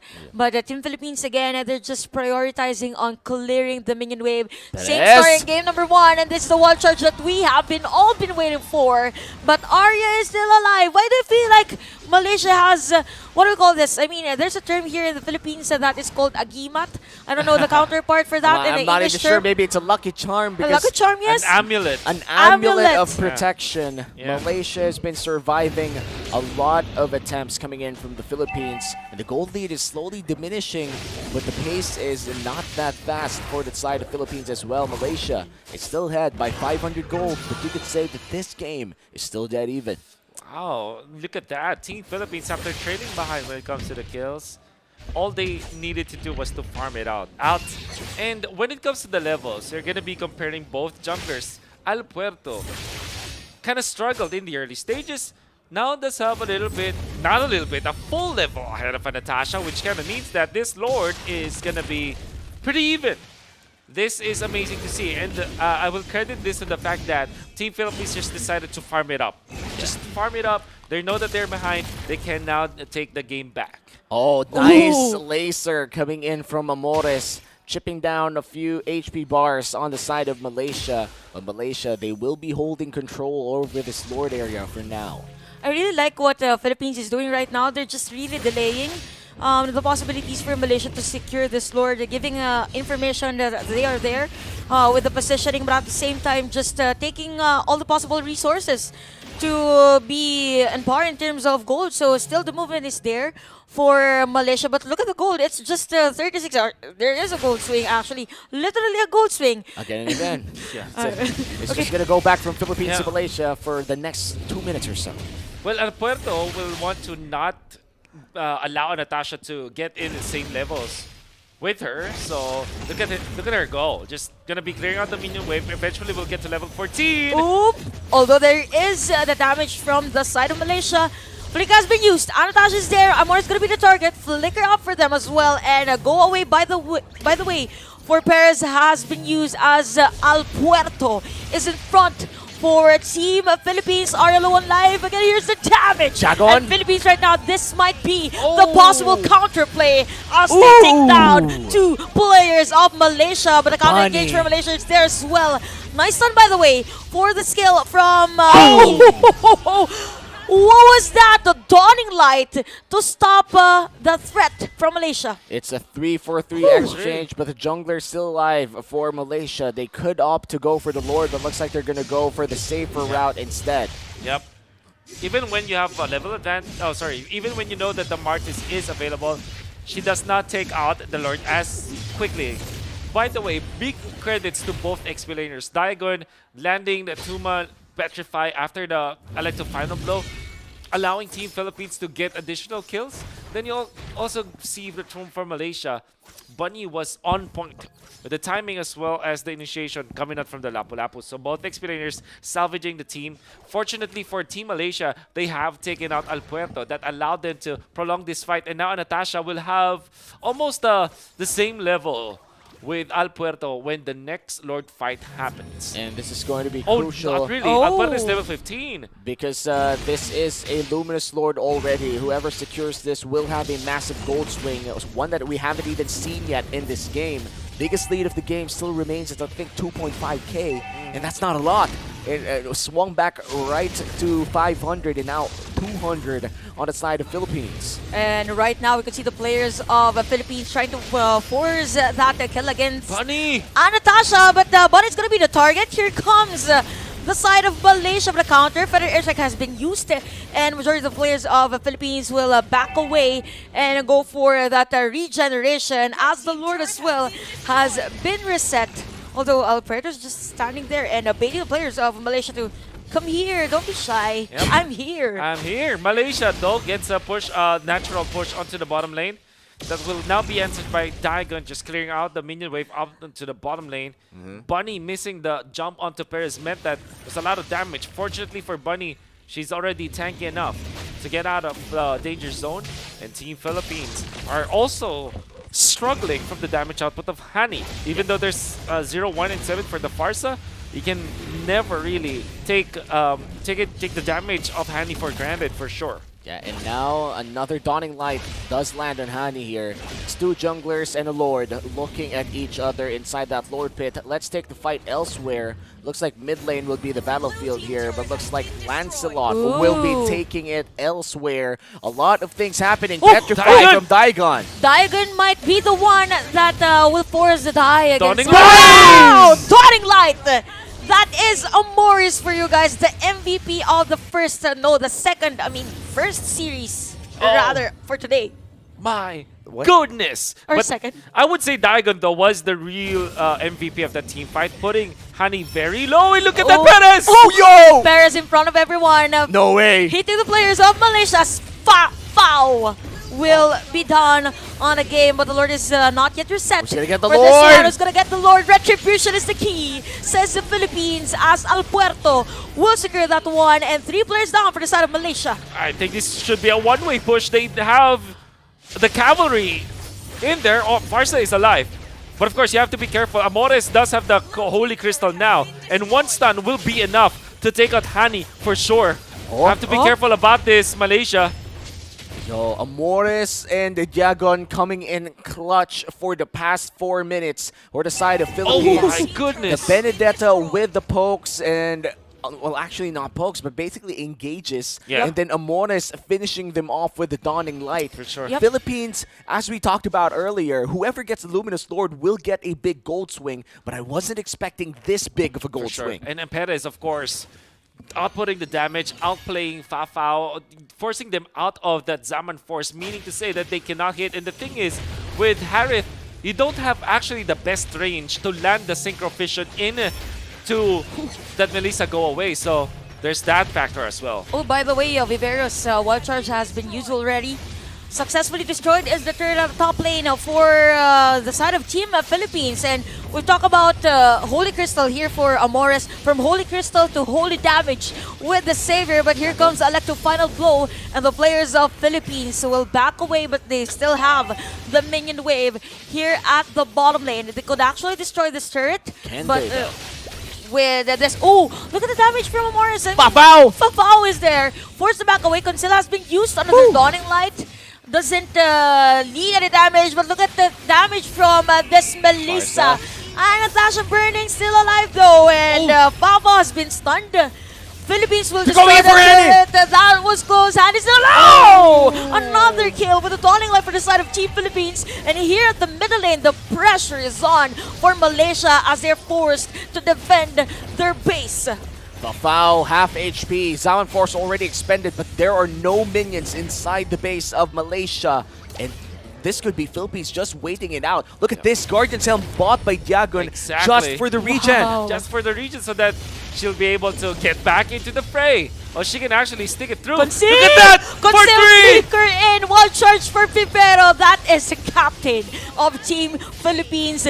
Engaging against Malaysia. Free hit Bunny can't take the damage. Hani's First alive. back away. The only player left. Although Hani is alive No minions. this time around for Malaysia. And Malaysia is still alive for this game. But the pressure is just continuous from the side of Team Philippines. 4v5 scenario. Bunny, half HP here. They could go for the lock. The Kufra doesn't land the ultimate. It might just pay the price. Aria, Phantom Execution gets cancelled, but Dawning Light will not land so far. They're going in for the base. A lot has been happening. Even the Lord Cam is here. But we could see right now for Team Philippines, they are forced to back away. Oh my God. Diagon zoning out the players of Malaysia. And this is going to be Amores a ultimate! long game. Monster kill for the Savior. Woo! And this game has gotten into heights that we have not expected. Exactly. And you see, Aria just utilize the ultimate. A lot of Flecha, so that she'll be able to take away the minions from the range of the building so that Philippines will not be able to lock them down. Eventually, they were able to defend. Whew. But then again, you can see Amores for Raising- 3 points. Yep. Gets it to go. I mean, a lot has happened. We deserve a breather, right? Oh, for sure, for sure, for sure. You know, that was, I feel like the last 6 minutes for Philippines has been very crucial for their potential game-ending push here. And I have to say that despite the 7K gold lead on the hands of the Philippines, we're still looking at Malaysia being able to defend with again a 7K gold lead on the side of Philippines. The Farsa has been stellar. Malaysia as a whole has been really good out here, and still we're just waiting for the troubleshooting to end. Hopefully nothing too serious, you know. These players have been fighting their hearts out, and mad respect to both countries. Yep. What's nice is despite the long games, I mean the waiting time for these players, all smiles still earlier. I mean, it's not visible now, but they were smiling earlier. It's hard to smile in such a high-pressure game, but here we go. Here we go. An evolved Lord in the hands of the Philippines, Watch out not for yet Amores. spawning. Watch out for Amores all the time. I think the combo is Diagon stuns them up with a Petrify, and you have Amores with the spams on the Dawning Light. Someone really has to find Amores if you're Malaysia, because the continuous pokes with the Dawning Lights, even the stun with the Mystic Field. I mean, that's what's stopping Malaysia to really penetrate the defense of Philippines. Big props to Aria, man. Utilizing the Tyrant's Rage just to take out the minions away from the base building threshold, because that was some clutch decision making. And the fact that she did not die afterwards, that's massive. But now, Evolved Lord.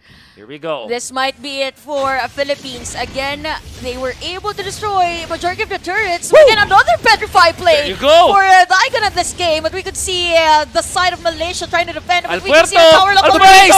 The Icon is there for the tower lock of base. And Philippines will go to the grand finals.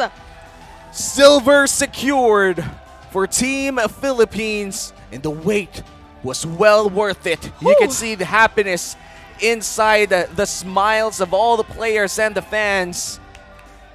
Philippines Yeah.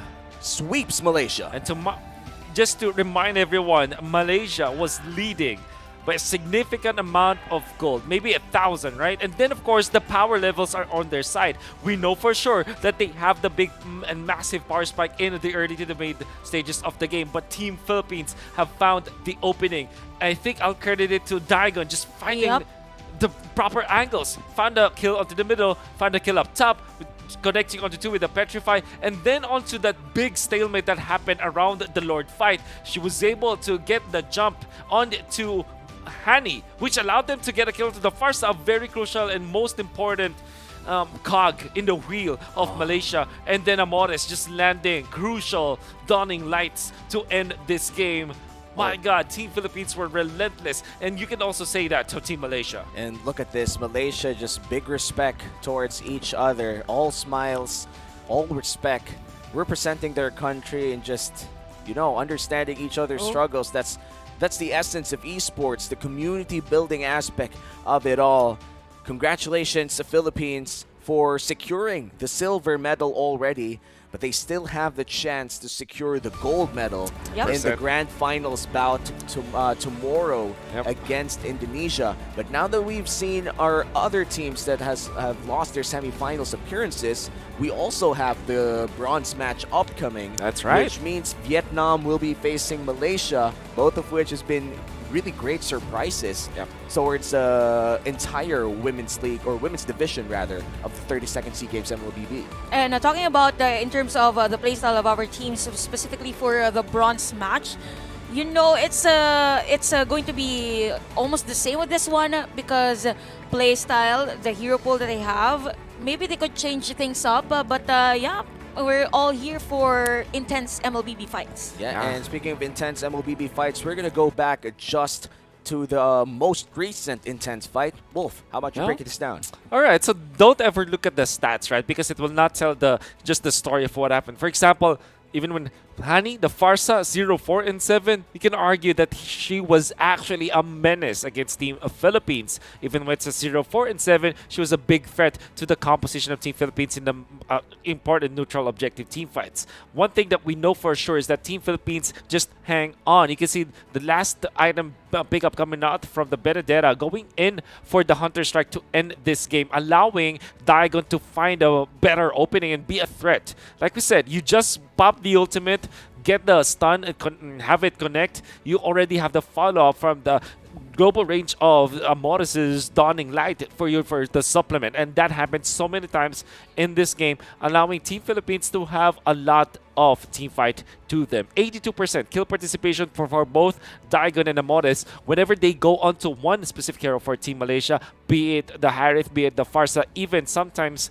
this Martis. You know that the kills will be confirmed. Big props to Alpuerto as well, just really showing up in this game. That's also true with Vivero and Perez that you saw with supreme positioning over Team Malaysia, untagged by Team Malaysia. Well, there were times where she will be in danger, but she keeps himself safe, and this is why Team Philippines are able to punish afterwards. So everybody's just really showing up, and you can really say that to Malaysia as well. Arya, you can see a lot of good jumps and good defenses. You can also see with Natasha just leading the pack in the first 2 minutes of the game, allowing for Malaysia to have strong contention in the early stages. And that's also true with Bunny being a menace also, together with Hani against Team Philippines. Team Philippines, however, have the better clutch in the end. Although my personal bet will be Diagon as probably the MVP of the match. You can never really deny that Amores really showed up in this game. Good itemization, going in for the correct decisions as well. 0 deaths on this Xavier, eventually landing the most crucial and most important usages of the Dawning Light. Can really fairly remember how she was able to line up in the middle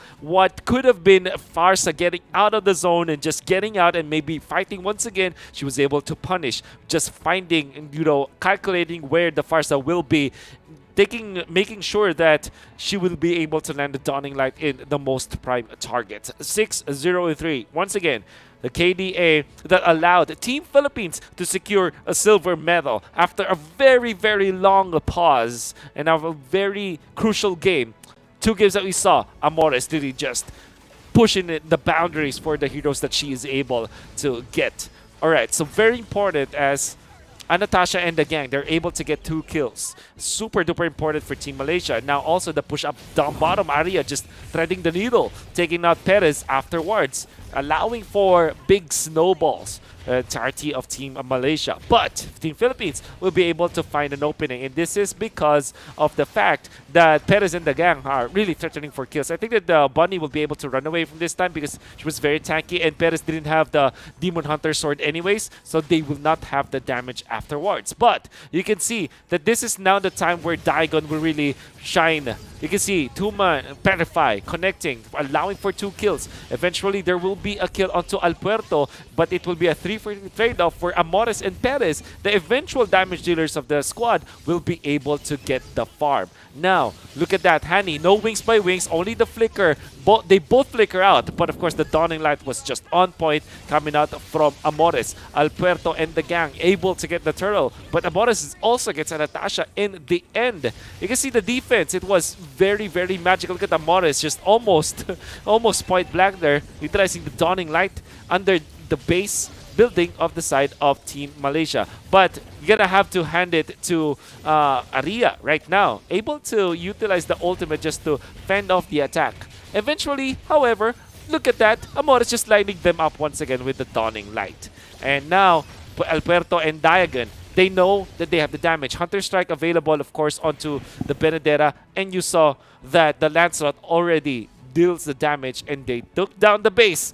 They advance to the grand finals, a meeting against Indonesia tomorrow for a best of 5 series that will define who will take home the gold medal in MLBB Women's Division.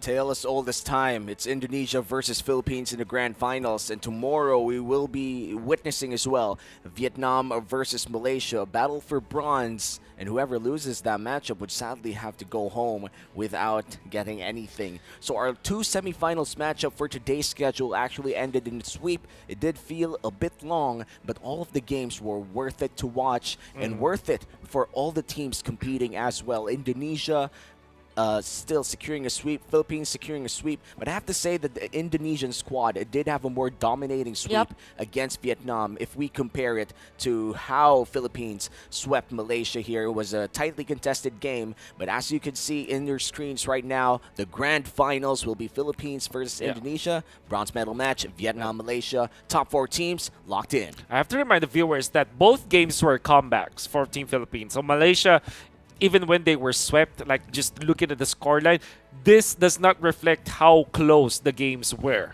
for both teams. And Malaysia really could have easily taken this series, but Team Philippines with that attitude that they were able to just to power through the fact that they were trailing behind. That means a lot for Team Philippines. So this is our schedule for tomorrow. Take note for the viewers that this is GMT +7. So you might want to adjust according to your time zone. So for our first game, which is a bronze match, that is Vietnam versus Malaysia at 13:30 GMT +7. And for the grand finals, it's going to be Indonesia versus Philippines at 16:30 GMT 7.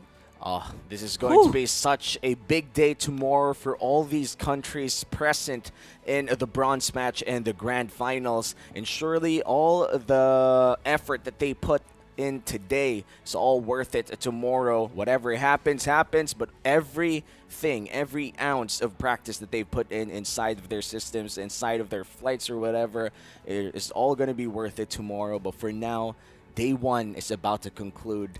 I know we're already in day 2, but officially we're still in day 1.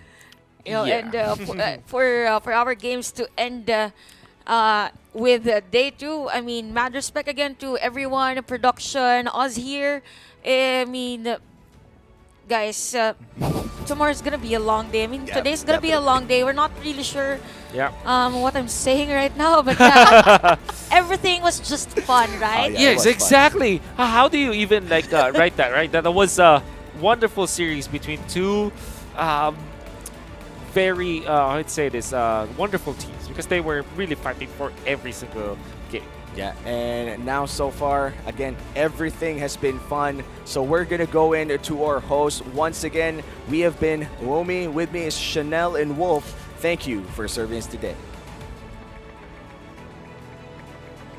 ចូលរួមសួស្តីទៅដល់ប្រទេសកម្ពុជាក៏ដូចជាប្រទេសឡាវគឺគាត់អត់បានទៅវគ្គ Grand Final ទេចាអូខេអញ្ចឹងយើងក៏បានឃើញជាមួយនឹងប្រទេសទាំង4ដែលទៅកាន់វគ្គ Grand Final នៅថ្ងៃស្អែកដែលប្រទេសវៀតណាមត្រូវប៉ះជាមួយនឹងម៉ាឡេស៊ីចំណែកឯឥណ្ឌូនេស៊ីត្រូវប៉ះជាមួយនឹងហ្វីលីពីនផងដែរ វ៉ាវស្អែកហ្នឹងគឺជាពេលវេលាមួយដែលក្តុកក្តួលមែនតើព្រោះមិញហ្នឹងសូម្បីតែកំពុងតែតាមដានមើលហ្នឹងជក់ចិត្តដិតអារម្មណ៍មែនតើអូយមិនដឹងថាតើនឹងអ្នកណានឹងទទួលបានជ័យជំនះឥឡូវចុងក្រោយយើងរកឃើញហើយប្រទេសហ្វីលីពីនគឺខ្លាំងមែនតើប៉ុន្តែថ្ងៃស្អែកទៀតគឺកាន់តែខ្លាំងជាងនឹងទៅទៀតនិយាយតែស្តាប់ប្រទេសខ្លាំងតែម្ដងដោយសារតែពួកគាត់គឺជាកីឡាករនេះមែនប៉ុន្តែទឹកដៃស្នាដៃរបស់គាត់ភាពឆ្លាតវៃរបស់គាត់គឺមានពេញខ្លួនហ្មងចាសំខាន់ពួកគាត់មានរូបសម្រស់ស្អាតទៀតអូខេចឹងអ្នកនរគ្នាថ្ងៃនេះពួកយើងក៏មានការ live យូរហើយការប្រកួតរបស់យើងក៏វែងឆ្ងាយដែរចាហើយការប្រកួតរបស់យើងក្នុងថ្ងៃនេះក៏មានការយើងឈានមកដល់ទីចាមានខ្លះអញ្ចឹងណាចាបច្ចេកទេសតិចតួចអីចឹងទៅក៏សូមអធិស្ឋានដែរ